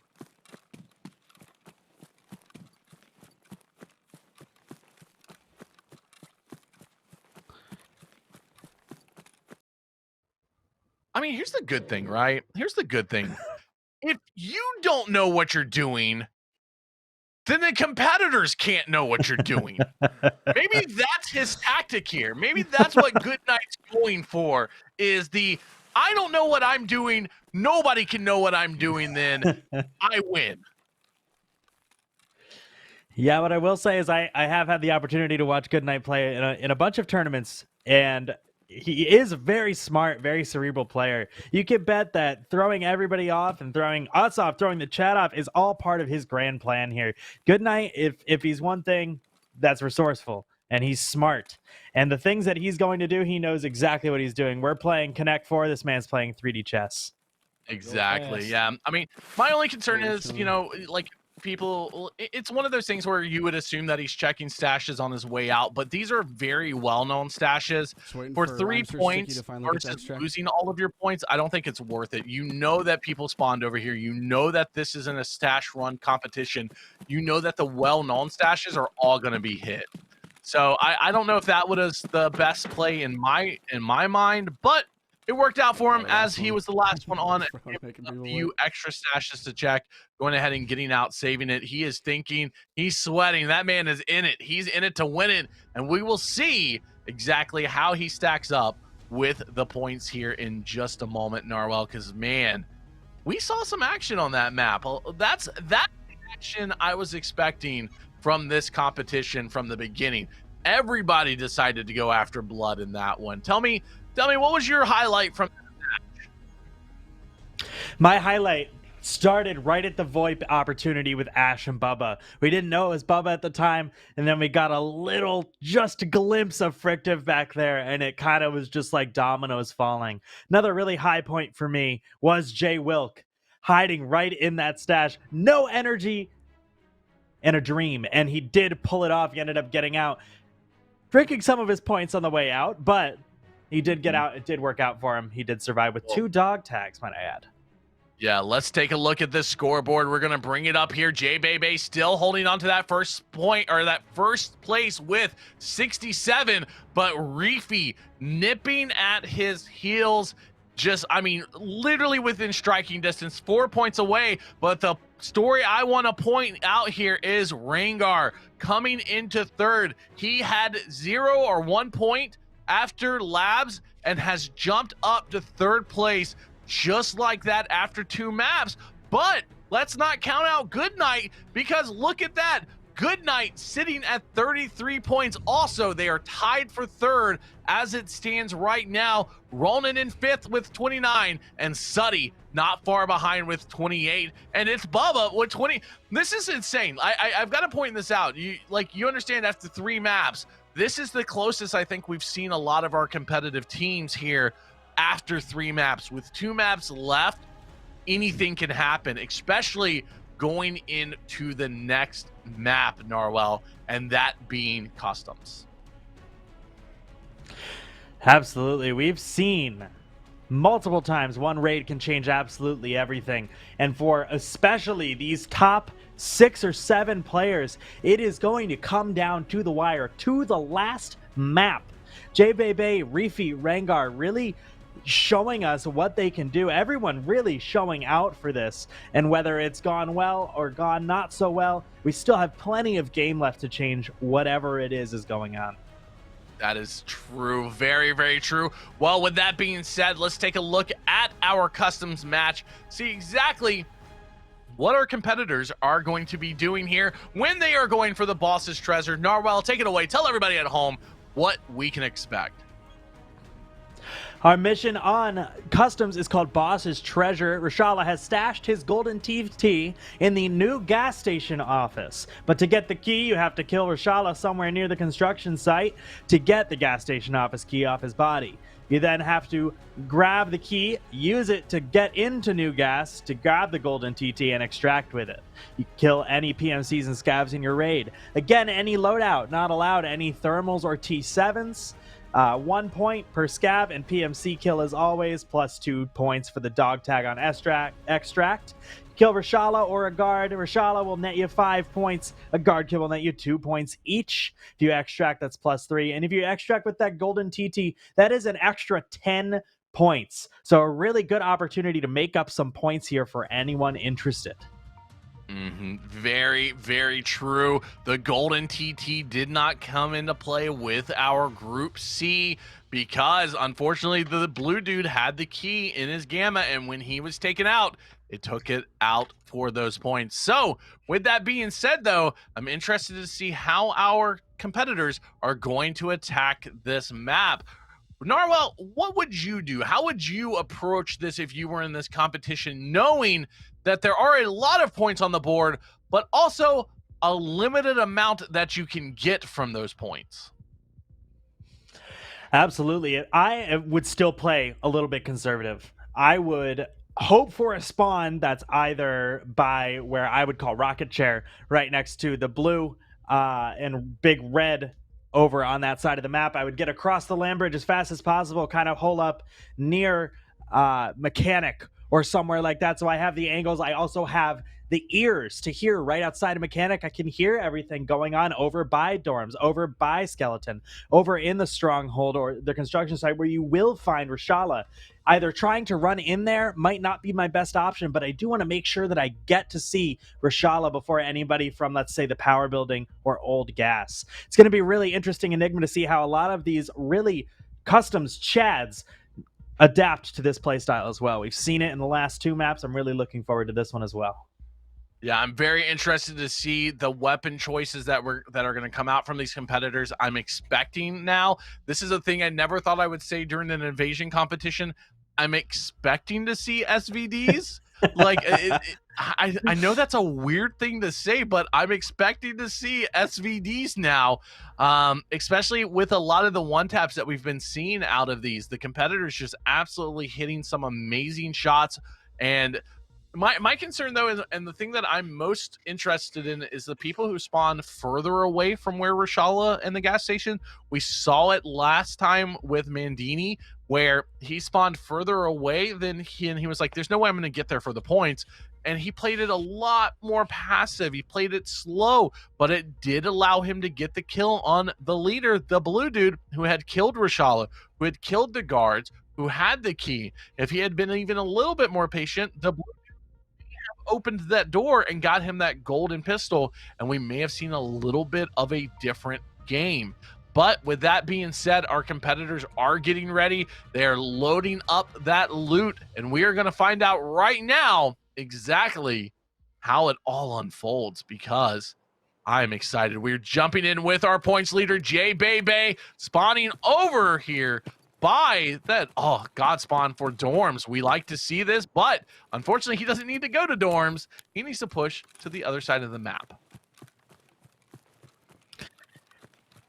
Absolutely. And that always trusty MDR, the 308 MDR there, excuse me. I think this is just as close. Very exciting. Pushing right towards Skeleton, right towards where all of this action is sure to be early raid. I think we're going to see a lot of people use those cut-through jump overs. Maybe if they grabbed a factory key. We did see Gingy have a factory key yesterday, so we'll see if anybody's going to use that to their advantage. Checking for Sniper Scav here. J-Bebe going to head right in over that barbed wire. Looks like Rangar already in the bottom right of your screen at Stronghold, making sure, checking for Reshala here. But Jay coming over to Skeleton. Very exciting so far. Ringar doing his classic little lean peek, the one that he's known for so well. He gets so many little one-taps doing this, gives him a lot of information while not exposing himself. As you see there, he looks for the opening, peeks out, holds the shot, then goes back into cover. That's how he wins a lot of his fights here. Jay Bebe on the outside, pushing up. We'll see where this unfolds. Absolutely, and on this map, one of my favorite parts and least favorite parts of this map is you can completely rotate very quickly. We have J-Bebe and Rangar both on the other sets of stairs. Rangar going to get taken down by J-Bebe, and then up top, a guard also taken down, it looks like, by J-Bebe up there in that tan U-lock. Going to take that key right away. The guard did glitch through the floor, going to get up here. Looks like Reshala could be up here. Jay going to take no time at all, trying to get everything out. Going to reload here. See if the nades do rain down. Actually fighting Lilia up here. Top fortress. J-Bebe and Lilia locked in the heat of battle. We've seen Lilia's point shooting and how it does for them so well. Jay back up, ready to be back in this fight. You can see Jay does not want to take that left-hand peek. He wants to force Lilia into a right-hand peek where he has the advantage, and that's exactly what he did. He forced Lilia to come to him, and he said, you know what? You want to peek me like this? I'm going to make you peek me in this direction, and takes it and wins. That was a huge pro move right there. Jay also jumping on that body to go ahead and grab that key and deny those points from anybody else if he dies. Absolutely. I think it's really important to remember Ash going to take down Frictive there. Fucked me up. Oh, Right when I was about to heal. revenge! Ash gets his revenge on Frictive from the Shoreline raid. He gets it and doesn't know it yet. Frictive just met the back end of Ash. Out here. He absolutely did. It's an interesting place to fight as well there on that hill. Looks like there might be 2 bodies up there. We can do this. Ash Ooh, coming SR. in with a double Big fan of kill. the SR. Yes, picking up 2, getting Frictive. Frictive. Sorry, buddy. Don't say sorry. He killed you last raid. You take that. Also looks like he has the J Wilk tag there, He came knocking right J to the Wilk shooting. out of this round. Absolutely. I think the important thing is to remember that this is a tournament setting. It's really important to get as many points as you possibly can by any means necessary. I think putting that key from Rashala in the pocket is really smart. Very true. Jay's going to go ahead and grab that, move out. Looks like Ronan is a little bit late to the fight. Doesn't realize that everything is dead. There's already been a giant battle there. Jay's going to grab a drink and keep moving. Going to be at gas before anybody even realizes that he has hit and ran the stronghold. Right now. And we'll see what happens. Oh, scout.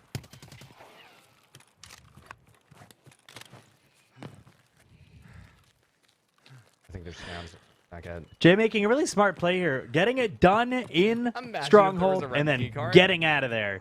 Ronan in Stronghold, unfortunately, all of that is already taken, but Reethy under here over by the Jaeger stash next to Skeleton.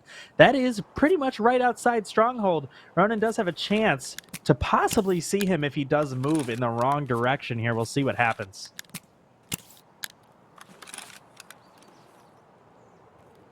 Ronan finding Lilia's body that Jay left there, decimated by his MDR. Looks like Reefy. I think Reefy hears Jay.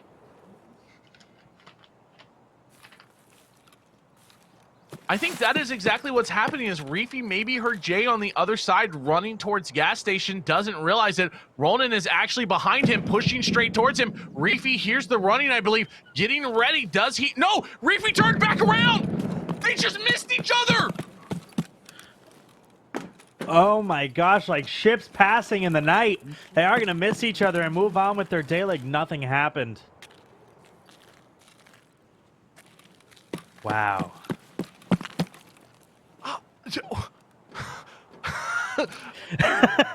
I don't like. I have no. Ronan didn't see Reefy. Reefy had just stepped in front of the train, so went right out. Guys, remember, like Garland said earlier, when you're like, my raids are dead, maybe this is just what's happening. But Reefy's gonna go ahead and find somebody over in the woods. Takes a couple of pot shots at him. Is that J-Baby running away?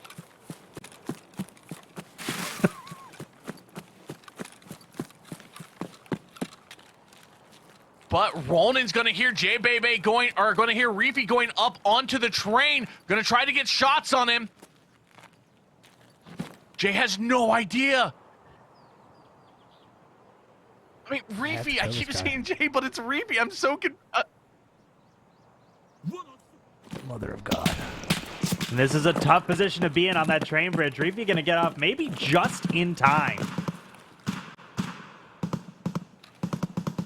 Ronan gonna be checking that porta potty jump. Does Reefy go back up? If he goes back up, that's a terrible angle for him. Ronan is peeking, going over. He's gonna hear that barbed wire. Reefy probably knows he's coming. He's on top of train bridge already.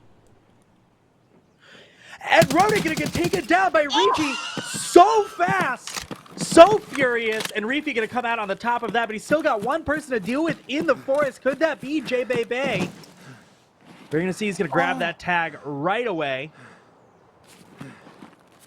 I love this play style from Reefy. No backpack on him. He played that so smart. He listened. He understood. He's like, oh, he's going up top. Instantly held the angle and absolutely slayed out Ronan before Ronan could even react. Good night over here on this side of the customs and just looking around, taking his time. Where's Jay at? Jay is up here on top of the new expansion by that tower.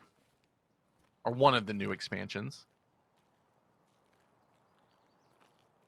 You gotta understand, I'm old school. I've been Customs was a map that we could used to be able to pick what sides of the map we spawned on with when you had a map. There was none of these expansions. Everything is a new expansion to me. Looks like Jeff over by water building. Getting word that Suddy and Jay are also on Big Hill. Might get a fight here.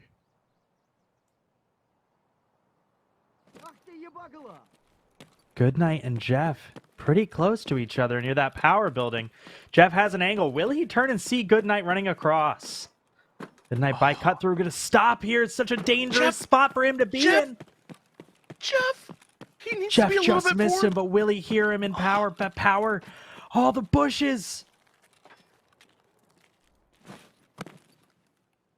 Oh.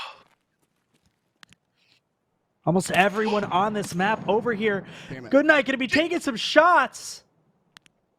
That was JBB. Did he hit him? Did he shoot? Oh my gosh. I'm pretty sure that was a crazy shot. I don't know if it killed him or not. We'll get confirmation. I don't believe it did, but what a shot by Goodnight to put onto JBB. JBB is alive still, running around. Those shots from Goodnight scaring him, but he is in a fight maybe with Suddy now over here. Jay is out of the fire into the front, out of the frying pan into the fire, as they say. I'm lost. This is excitement like no other. Goodnight, I think, and Jeff are getting into it right now. This is what we were expecting. I'm so sorry. Oh! And Jeff gonna go down at Goodnight. So gonna get taken out right in the back of the head. Jeff just peeked the wrong side there. Goodnight able to capitalize. Doesn't know that there's two up there. Knows that there's one. He saw him. Must be thinking that he went out the back of gas and away from him at this point. That would be J Bay. And take that tag and to keep moving on. But Suddy here, right behind the tanker at New Gas. Now we know J Bay out of the fight. Suddy very much in it. I mean, here's the thing about it. JBB is so far out in the lead and he is denied 10 points right now. Alone, not counting Rochelle and all the guards being dead, but he has denied the golden TT to anybody else. He has no reason to go over there and check gas station. He has no reason to put himself into that kind of danger. He can just push himself further into the lead by denying points to his competitors. But we do have Reefy and Suddy right over here by gas station. They may be getting into this fight at any moment. They just have to look towards one another.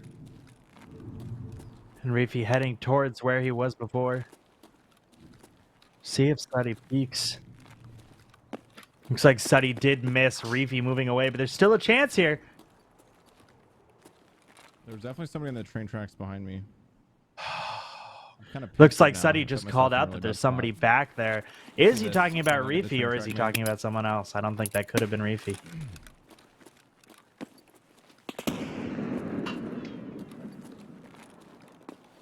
Goodnight over here at Old Gas. Yeah, he's rocking this interesting SVD or SR25 build now. He's been going a little interesting. Look at that red dot. Not one that we see people run too often. And I'm wondering if that red dot is just a personal preference or if it adds something. I'm assuming it doesn't add ergo, or I feel like we would know about it. Yeah, I'm not sure. Maybe he's just a memer and a dreamer bunny. I mean, if it's working, he is pretty close to being in the top 3, running some interesting builds. We saw the DVL, we saw the Vector. Believe he hears somebody over in the bushes to his left. Goodnight on the other side of the map over by Old Gas Station, just running around. These competitors have got to start realizing that maybe all the guards are dead, maybe Rochelle is dead, and the gas station is the push. I don't have any more nades.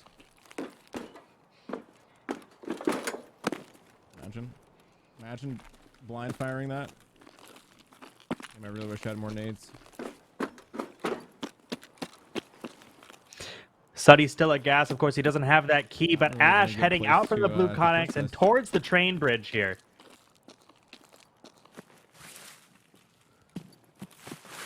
Ash gonna be at bus Hi, now. Scav, would you like to die today?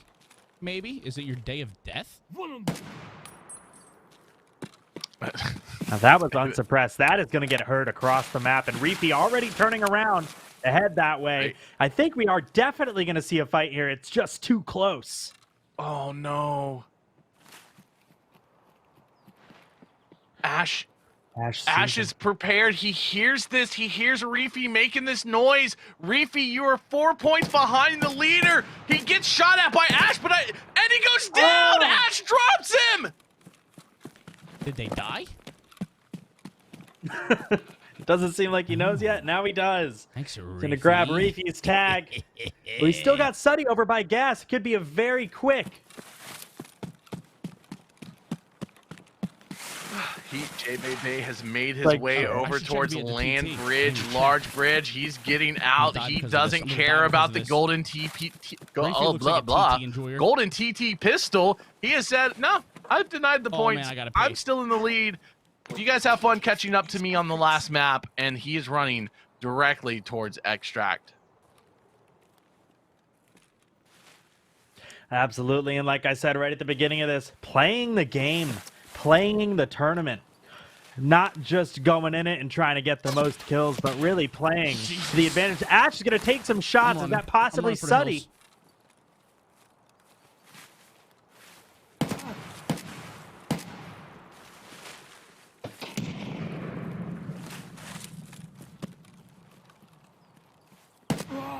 Looks like he does see someone. It looks like it is Suddy through. Still fighting in here. Unsure if he's alive. Looks like he is. Back towards that gas tanker.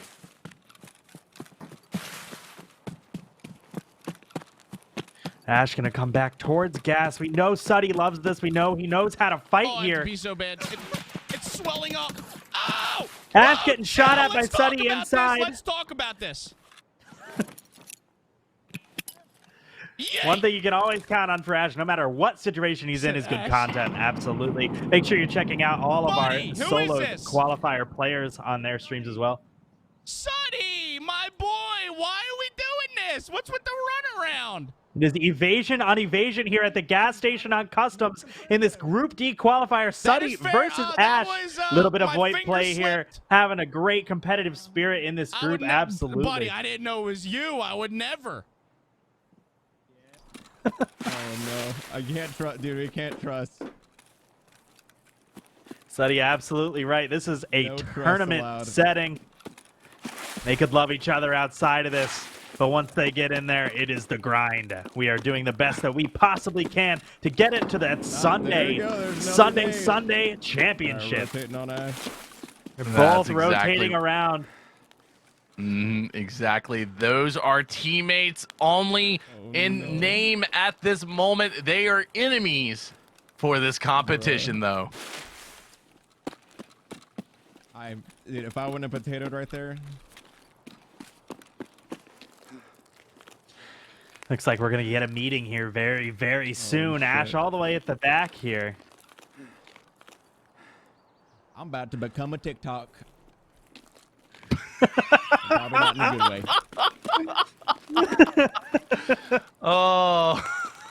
Suddy with the utmost confidence in himself right now. That's the true question. You could have rotated even further back.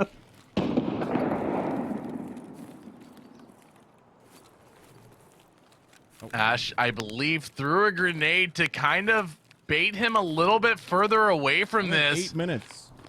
He played. Oh wait, Goodnight is slowly closing into this fight. Also, are we about to have a 3-man battle up on this hill?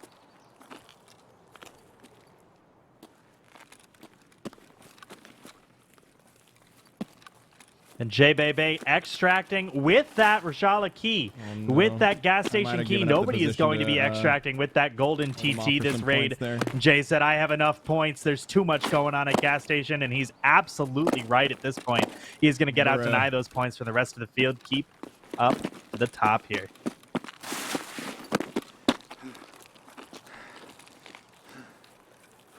Now, I should have probably pushed. Something interesting to note, Suddy pushing back out this direction. Ash pushed far out left, going along the wall, wrapping all the way around the backside. 7 minutes left I'm on thinking Ash the has the key clock. and he's Nar, going for what do the- you think? What's going through Ash's head and key. Suddy's heads right now? What do you think they're thinking? I don't want to die right now. Put too much time into this raid. It's hard to I tell. don't want to die. I think they both have definitely played together before. Definitely both on Team Evasion, so they do know a little bit about each other. So they're making sure they're gotta playing send to it. If we their die, we die. strengths and trying to cut off the other person's. It's a very unique situation that we get more often than not in the Tarkov community. It's a very tight-knit community, especially of people Probably that I only have 6 minutes. I are gotta go. competing in this level of tournaments. We see a lot of them know each other's play styles. I didn't bring my money. Okay, I gotta really go. Oh, I'm out of stamina. This is not good. Shit.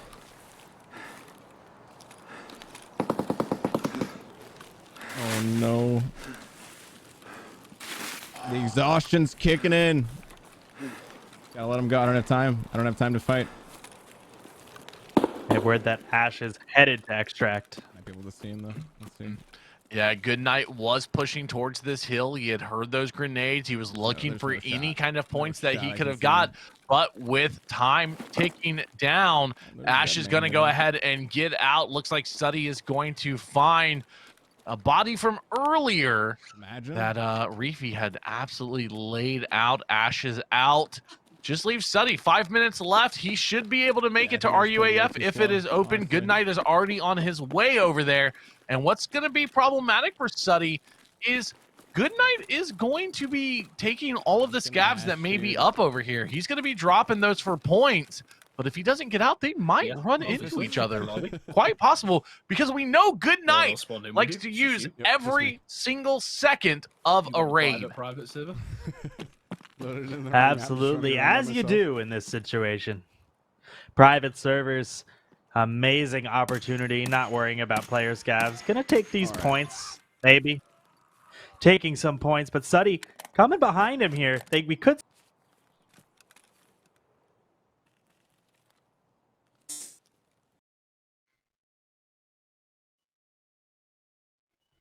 Oh. That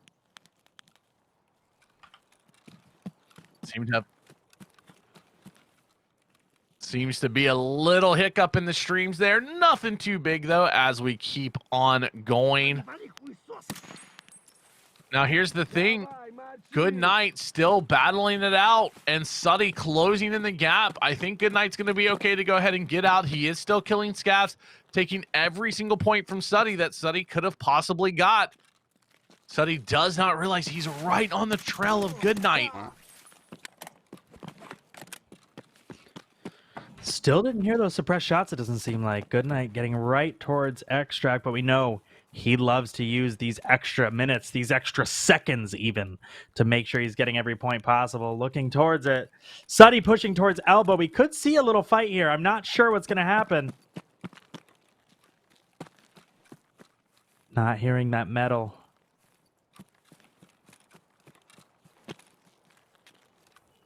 Oh, he's going back. We might still have a fight here on our hands. 3 minutes left. Suddy is pushing towards this. Goodnight is in waiting, has no idea. Suddy, they both check the same windows. They both have the same thought process. But Suddy's about to make a lot of noise, not realizing Goodnight's here. Goodnight hears him. Terrible person. Oh my god. Oh my god, drop Suddy! I'm actually the worst. Last man standing here, Narwhal. I am at a loss for words for Suddy. Sitting there deleting a message in my chat. I told you last raid, and I'll tell you this raid, he's playing 3D chess. These final minutes paying off in dividends for Goodnight in this tournament right now. Absolutely showing us what he's doing his best right now, and it's going to pay off at the end of this raid. He was tied 3rd, 4th last raid, so we'll see where this puts him after this one. Last man standing on the map, Goodnight, right near his extract.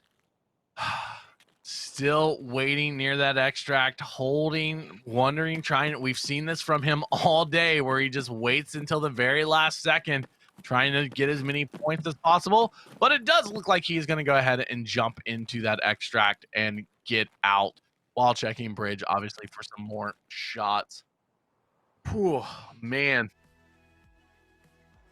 That is absolutely unfortunate for Suddy there at the end. Fortunate for Goodnight picking up a lot of points as we get those tallies and those points updated. We're going to go straight into that scoreboard and let's see where all of our competitors fall after 4 rounds of competition. Take it away for me, Narwhal.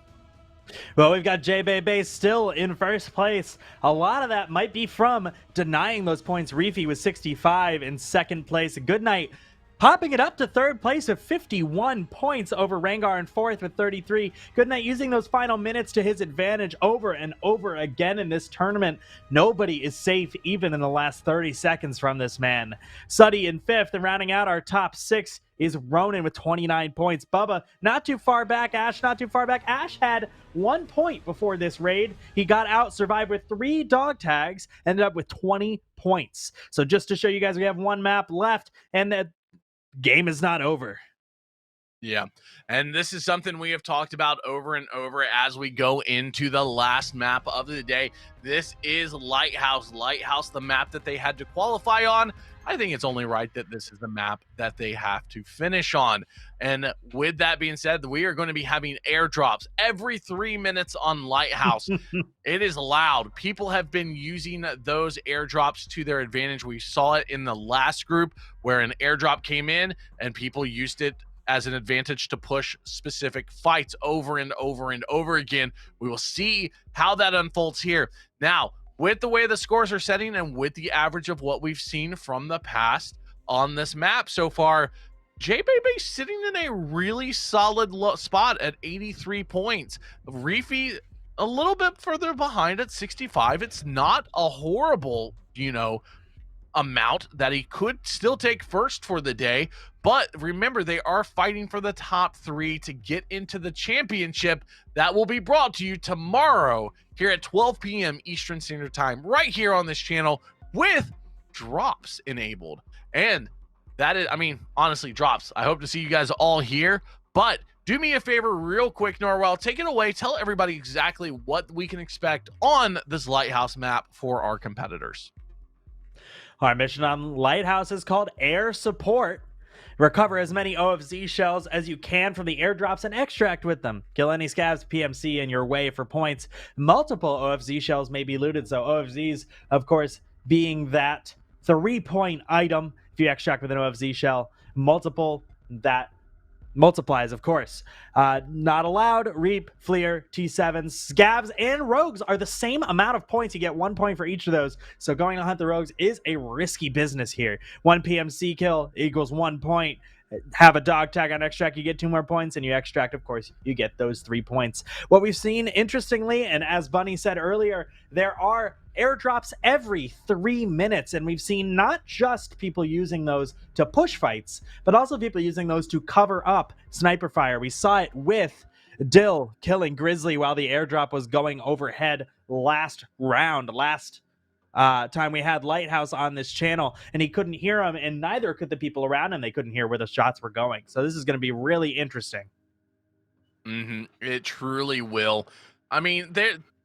We saw a lot of competitors over the past few days really shine on this map that may have not done well on previous matches. Let's look at Hallie Lion specifically. Even Hallie had a rough start and then absolutely slayed out over here on Lighthouse. It is an amazing map. There is a lot of close quarters. There's a lot of long range. There's a lot of flanking.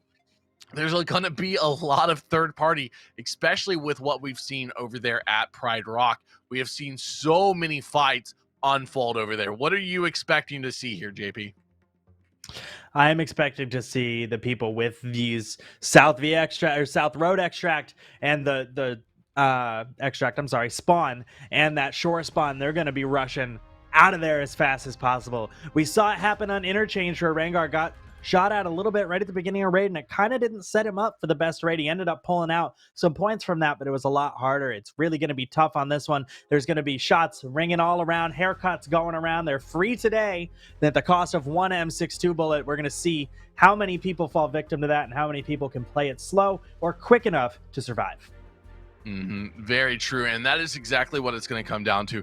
A lot of this is going to come down to luck of the draw for spawns, where you spawn. Now, if you were unfortunate enough to spawn near those rogues, what would be your game plan? Where do you think you would position yourself and try, or would you just try to get away from them?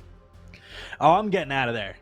There's no way that I would stay. We have seen people stay for some really wonderful dividends, but we have seen people wait and head to that towards the end because you know there are going to be people that do spawn there. There's multiple spawns over in that area. Try to get some of those rogues down.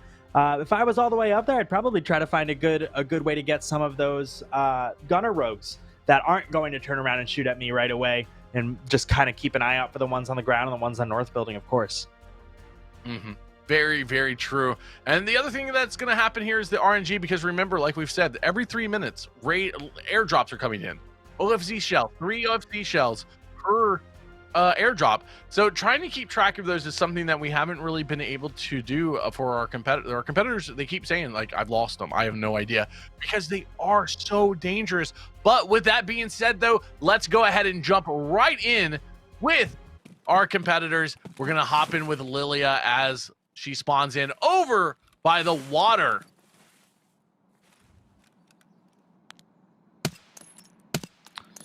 Already a fight, and Goodnight going down, unfortunately, right in the first couple seconds. That is an unfortunate reality of Lighthouse. That was J-Look. He had an SVD. Oh! Lilia dropping. Oh, no! All right. That opens the door. It does. That is Goodnight. He was in 3rd place with 51 points. That is locked now. So what that means is Rengar, Suddy, Ronin, they now need to try to at least somehow get 30 points or 20, what would say about 20 points each would really put them in there, but they have got to fight for those 20 points.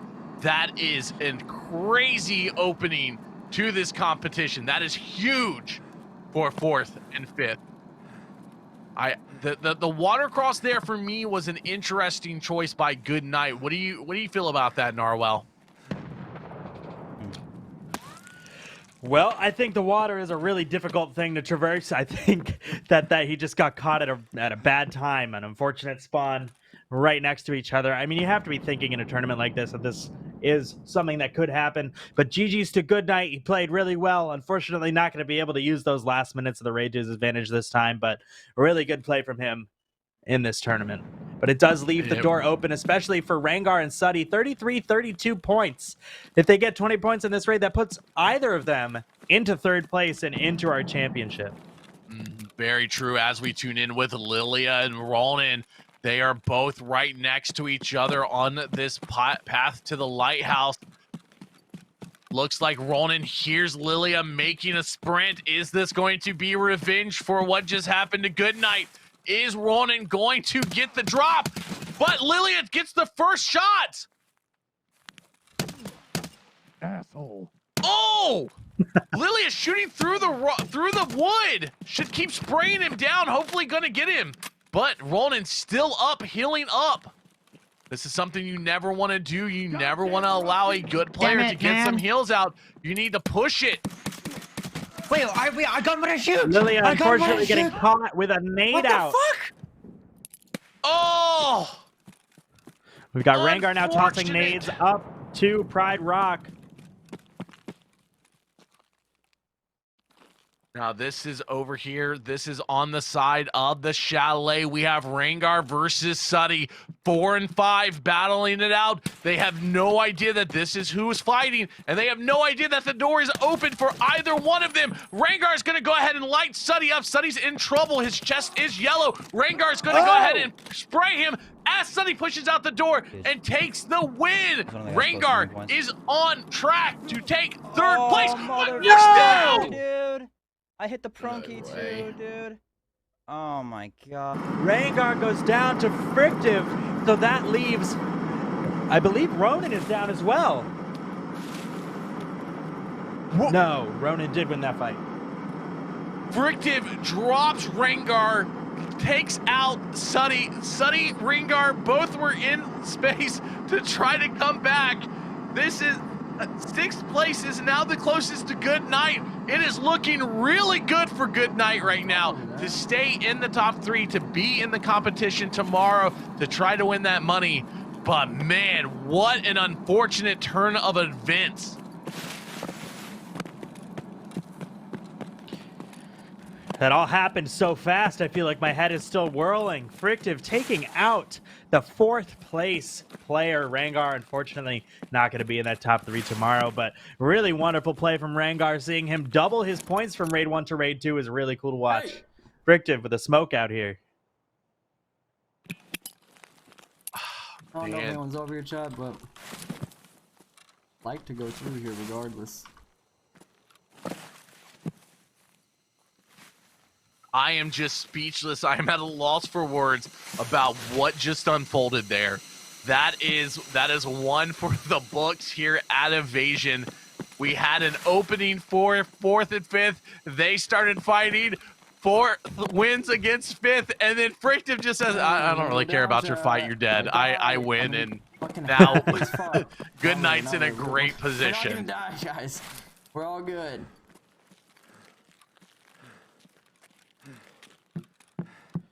I think he killed the player in here, I want to say. Looks like they're taking a second to breathe. Some scav aggro outside where Frictive is. Somebody not getting shot up over here? Reefy's having a cracker in the corner. He's just chilling. 2nd place here. Relaxed. Jay Wilkes still rocking that SVD. Been loving it this entire time. This dog tag is this.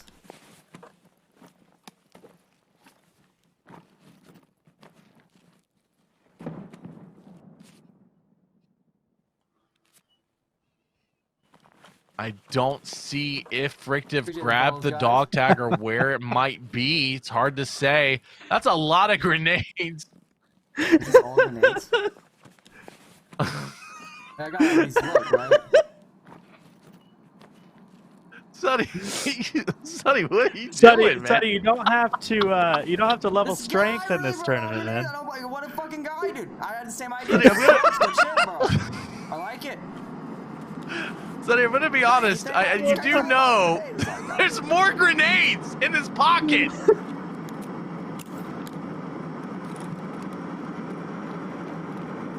As we hear more airdrops coming in, Jay Bebe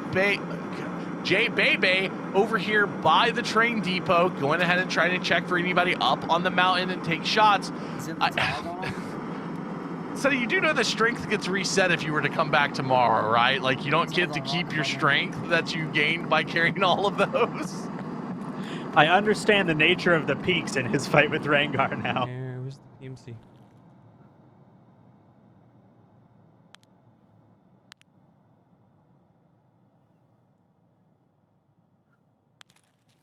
Had Ash and Jay on the screen. Last time I, noticed. Oh shit! He's getting shot at. Ooh, look at that! Ash has found himself a airdrop. He's kind of overlooking it, watching it, seeing if anybody goes for it. He wants to get those shots on them. And Jay is sneaking up here. This is dangerous. Where Jay is at is someplace I would not want to be. Absolutely not. Not a fan of that. But he has 83 points. Yeah, we leave it to the Masters here. Interested to see how this plays out for him. Not in the best. Maybe hunting rogues from back here. Jesus.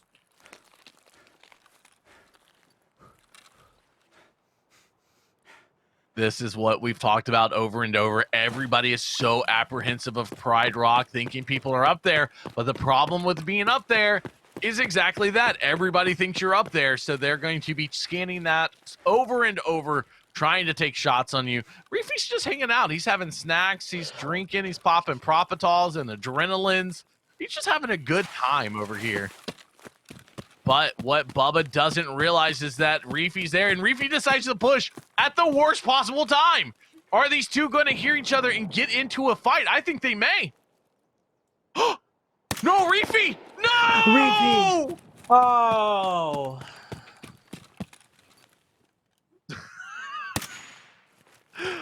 Oh, Reefy goes down to It's Bubba. Absolutely slayed out. Beautiful shot there. Had no idea. The scab distracted him. And that was actually from behind, unlike the Tarkov reporter video from earlier. This one actually, you know what? I think that's karma at work there. I think we can all say karma just came in on Reefy.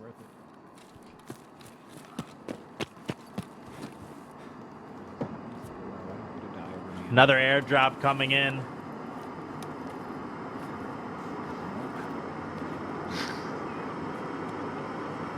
Much love Of course, to my buddy Reefy. And not Reefy. As I've seen on Twitter today. You know, I am not allowed as a caster here to pick favorites or people that, you know, I love, but I do have the people that I play with and I love in the community, Reefy being one of those. Much love to him, and unfortunately just getting one tapped in the head right there. It was very unfortunate. And Jeff here. Ronan, we've got the closest person to threatening Goodnight's third place here. Ronan, 29 points going into this raid right now. Still alive here.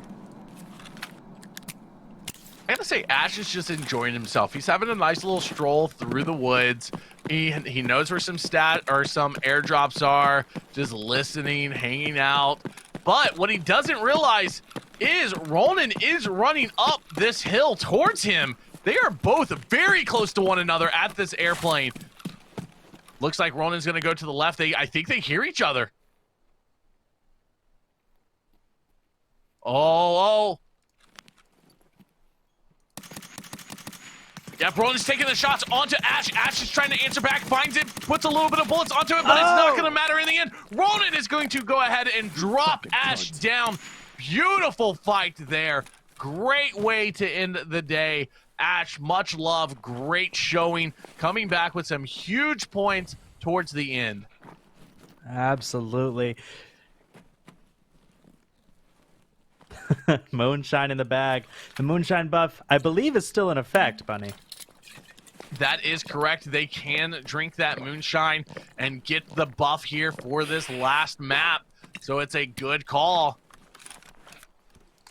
Ronan really needs to focus on getting these OFZ shells now. Those are the most important things to his game, to getting into tomorrow. Ooh. Oh! Frictive hitting a long-range shot, dropping. I'm not sure who that was, but beautifully done. Gosh. That was just Sounds a like long-range it was a scab. long That was a scab kill. The way it looked, I'm going to be honest, that guy looked like he was checking his mag. It was just kind of open there. But yeah. Regardless, still a beautiful one-tap from downtown. Having a little snack. Bubba going.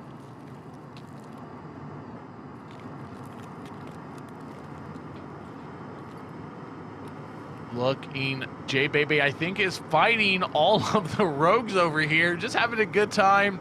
Seems a little stressed about it, but I don't think he's too worried. He's pretty safe. He feels like his score may be, you know, secured, and he is good to go. Ow.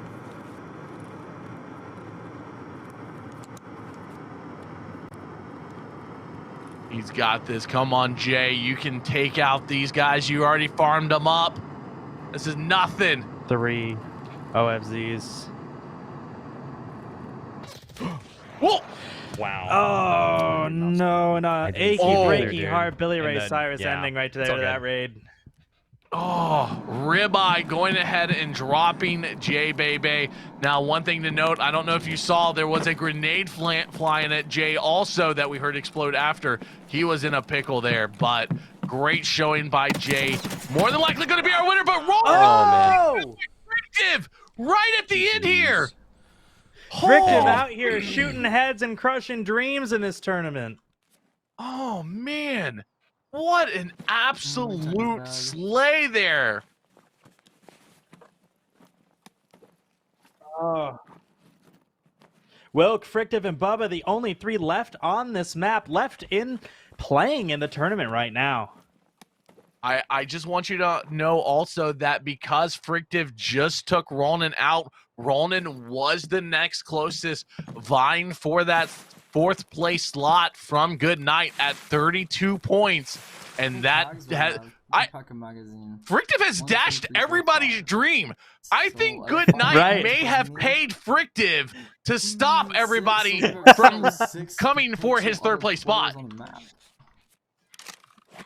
I got MA. I'm over packing M80, chat. I got infinite money. I'm packing M80. Can we get some clarification? Was there money exchanged between Goodnight and Frictive? I think we need to find out here. We might need some investigation. Tarkov reporter, we're gonna need you on this.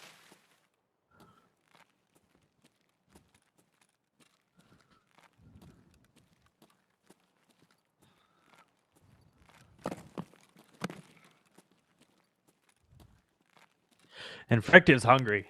He's hungry. He's ready. Looking up towards Pride Rock. Taking it slow. We got 10 minutes left. Just under 10 minutes. Frictive just got tapped in the leg. Well, I'm getting shot? What the fuck? Oh man, with time dwindling down, under 10 minutes left in this competition for these guys, they are all trying to just scrounge around for any points. As yet another airdrop comes in. We should have about 3 more left in this, as long as everybody stays in the full time.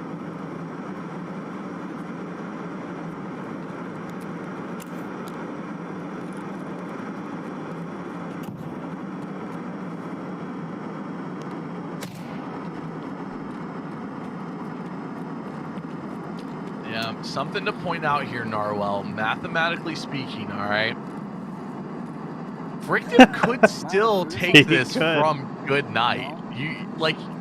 All Frictive has to do is start finding some of these OFZ shells. He doesn't even need a lot of them. He just needs a few at 3 points apiece. You take, say he finds 10 or 5, 15. Would 15 put him in that? I don't think. 15 might not, but with the 5 points, so if he found 5 or 6, he would be pushing on to Goodnight's score here. Frictive could still do this. Yeah, he definitely could. Do you believe in miracles? Another airdrop coming in. This would be the craziest comeback I think we've ever seen in Invasion if Frictive pulls this off. Oh, I mean, at this that point, would be crazy. He's only got 8 minutes to do it. I don't think he realizes how close he is to actually getting, like, to being in this.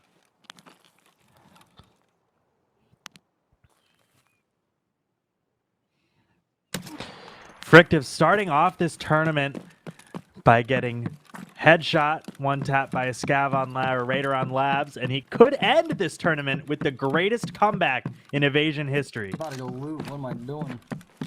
Hey, look, man. I just want to say I took a dub today, boys. Let me just head to extract. You know what I'm saying? Let me get 1 dub here today. You know? No! Frictive's leaving! You're not eating my words either. Let me just go ahead and stop talking before I die. Oh no! No, Frictive! Frictive, it's the last round, buddy! Frictive, go back! I think this no, Frictive, go loot the crates! I shot at somebody. He must be still over here somewhere. Oh. I am telling you right now, Goodnight is paying this man as we speak. He is giving him money. There is a transaction happening. It is the last round, Frictive. Go loot the crates. It does not matter if you die.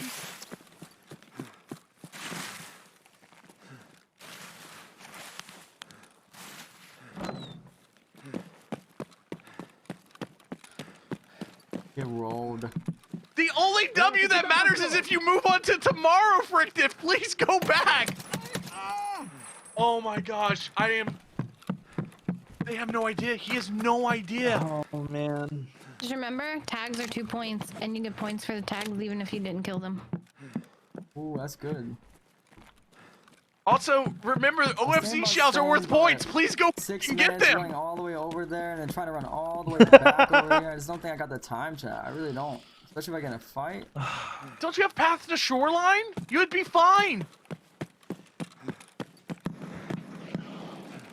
Oh.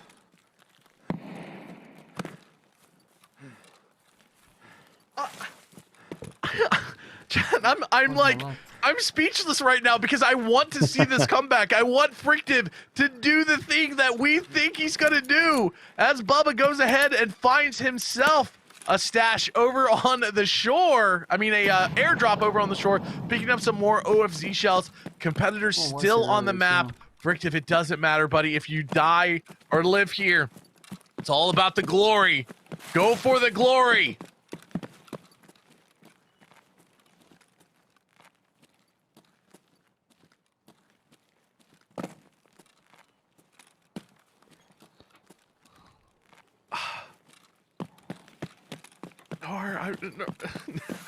I don't. I'm so. It hurts like a +4 in Uno, man. It just hurts. My head with my time as we're sitting here walking. What I really can do. The problem is he just doesn't know. Like, it's one thing for us as viewers and as casters, we can sit here and we have this information. We know this information. He doesn't know. He, like, and it's heartbreaking. It's so heartbreaking. All right, boys. 4 minutes. GG's. We're gonna run out. He has decided to go ahead and take the extract points. He is moving to just get out here while Bubba is still walking around. Is he going to... I'm trying to figure out exactly where he's at. Oh, he's right below the chalets, I believe.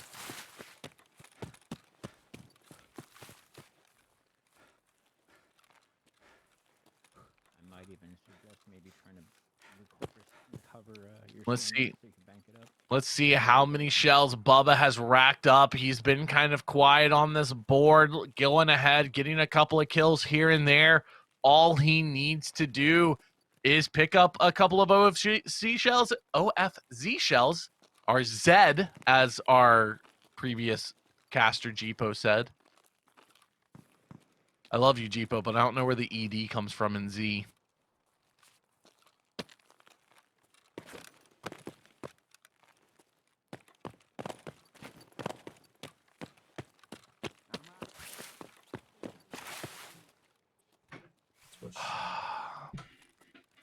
All right, Bubba, let's see that backpack. Let's see what you've got, what you're working with here as we tune into Jay Wilk, who is absolutely decimated. He has no stomach. He has no left arm or left leg. He and broken everything, and he is running to extract?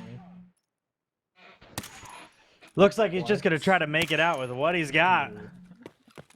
Maybe cap the end of the day off with an extract. 3 minutes, under 3 minutes left on the board for these competitors as they all make their way to the extract. Happy with the points that they are getting, not realizing how close any of them truly were to being in the top 3. With a little bit of luck and a little bit of patience, they could have made it, but I don't know if any of them actually have enough on them to cover it.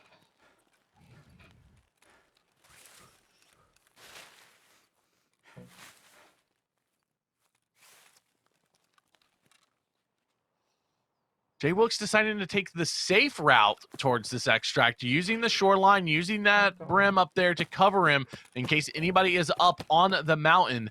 He won't really be getting shot at from there. It'll be very hard to see him, but he is also going to scan that outside area, see if he can't, locate anybody that might be a close to extract, as it's Bubba's making his way over towards that path to Shoreline.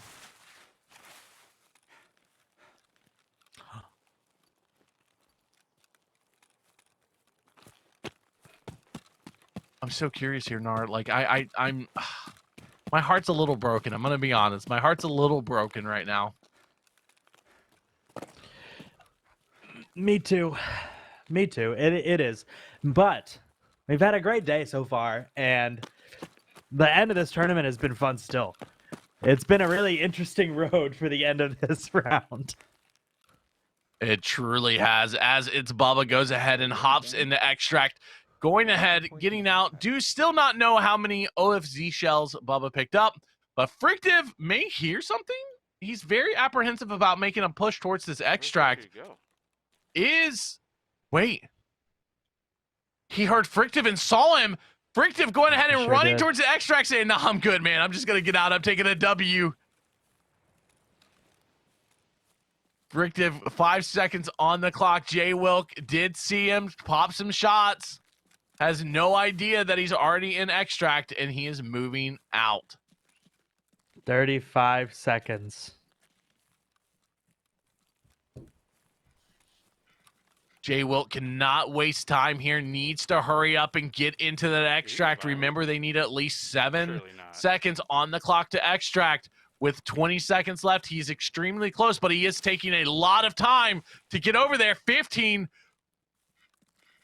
He's going to get an MIA.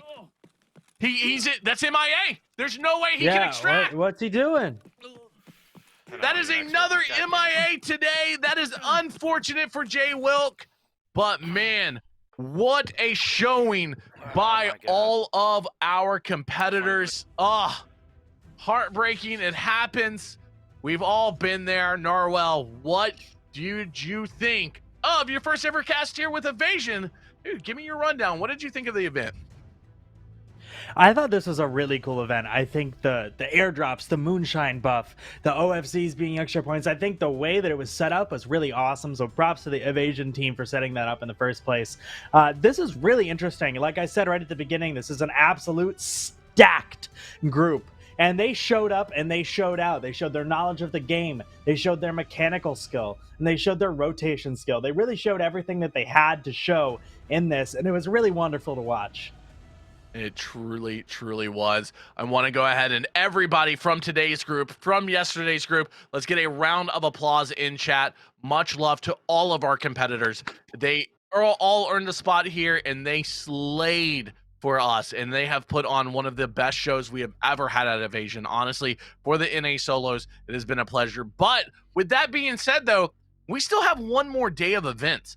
We have the championship tomorrow right here at 12 p.m. Eastern Standard Time with drops. So let's find out. We know who 9 of the competitors are. We need to figure out who the last 3 will be joining them. And let's see right now who that is going to be. Narwhal, take it away.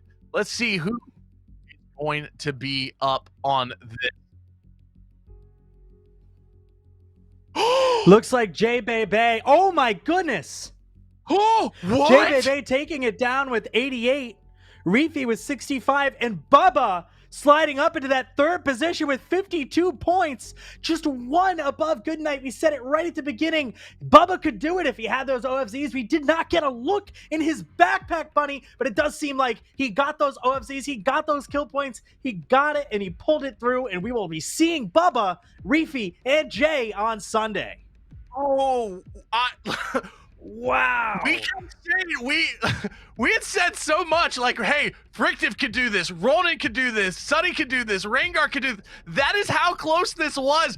We never saw Bubba's backpack ever. And you want to know, he picked up that scav kill at the end. You understand? He picked up that 1 scav kill on the mountain and moving to extract.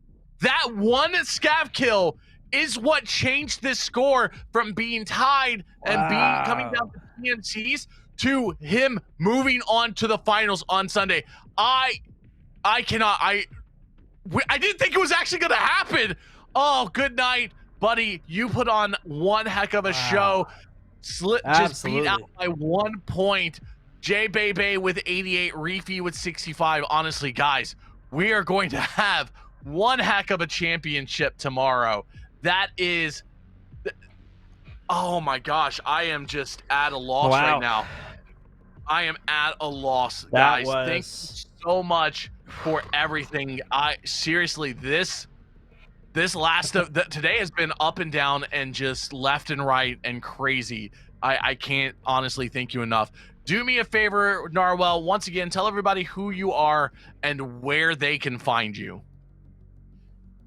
Hey everybody, my name is Narwhal JP. I am a Tarkov mostly streamer on twitch.tv/NarwhalJP. You can find me on Twitter under the same name and YouTube. We're actually right in the midst of a charity push right now, so if you guys are interested in that, please do show a follow. Thank you guys so much for having me at Evasion. Hope to do this again in the future. Dude, honestly, JP has been a pleasure. Thank you so much for joining us here at Evasion. Once again, I am your host. I have been your host and will be your host tomorrow. My name is Unfluffy Bunny. You can find me on all of the socials at Unfluffy Bunny. Make sure you head over to my stream at Twitch, .com/UnfluffyBunny, where I stream Sunday through Friday, 3 p.m. Eastern Standard Time until. So I hope to see you all there. Guys, once again, from everybody here at Evasion, I want to thank you guys for joining us. Also, once again, I would love to thank all of our sponsors, Goodies Granola. Make sure you head over to Goodies, pick up any kind of granola for your breakfast, snacks, lunch, whatever. Always a good time for Goodies Granola, and you can pick up and get, I believe it was 10% off there. Head over to Empire Jerky. Make sure you pick up some good jerky where you can save 20% off of that. And just put that meat in your mouth. It is delicious. And once again, a huge shout out to Stents Built PCs. Stents Built has been building custom PCs since 1996 for gaming to streaming to editing and entertainment beyond. You can trust their team to deliver you the perfect PC based on your needs. Guys, show Stents some love. Seriously, all of these sponsors, all of these competitors, the team at Battle State for sticking around has been absolutely amazing, and we cannot wait for the championship tomorrow and everything to come in the future. Much love to everybody. We are going to be rating our champion, Jay Bebe, and interviewing him in just a moment. So don't go anywhere. Much love. Have a good night, everybody.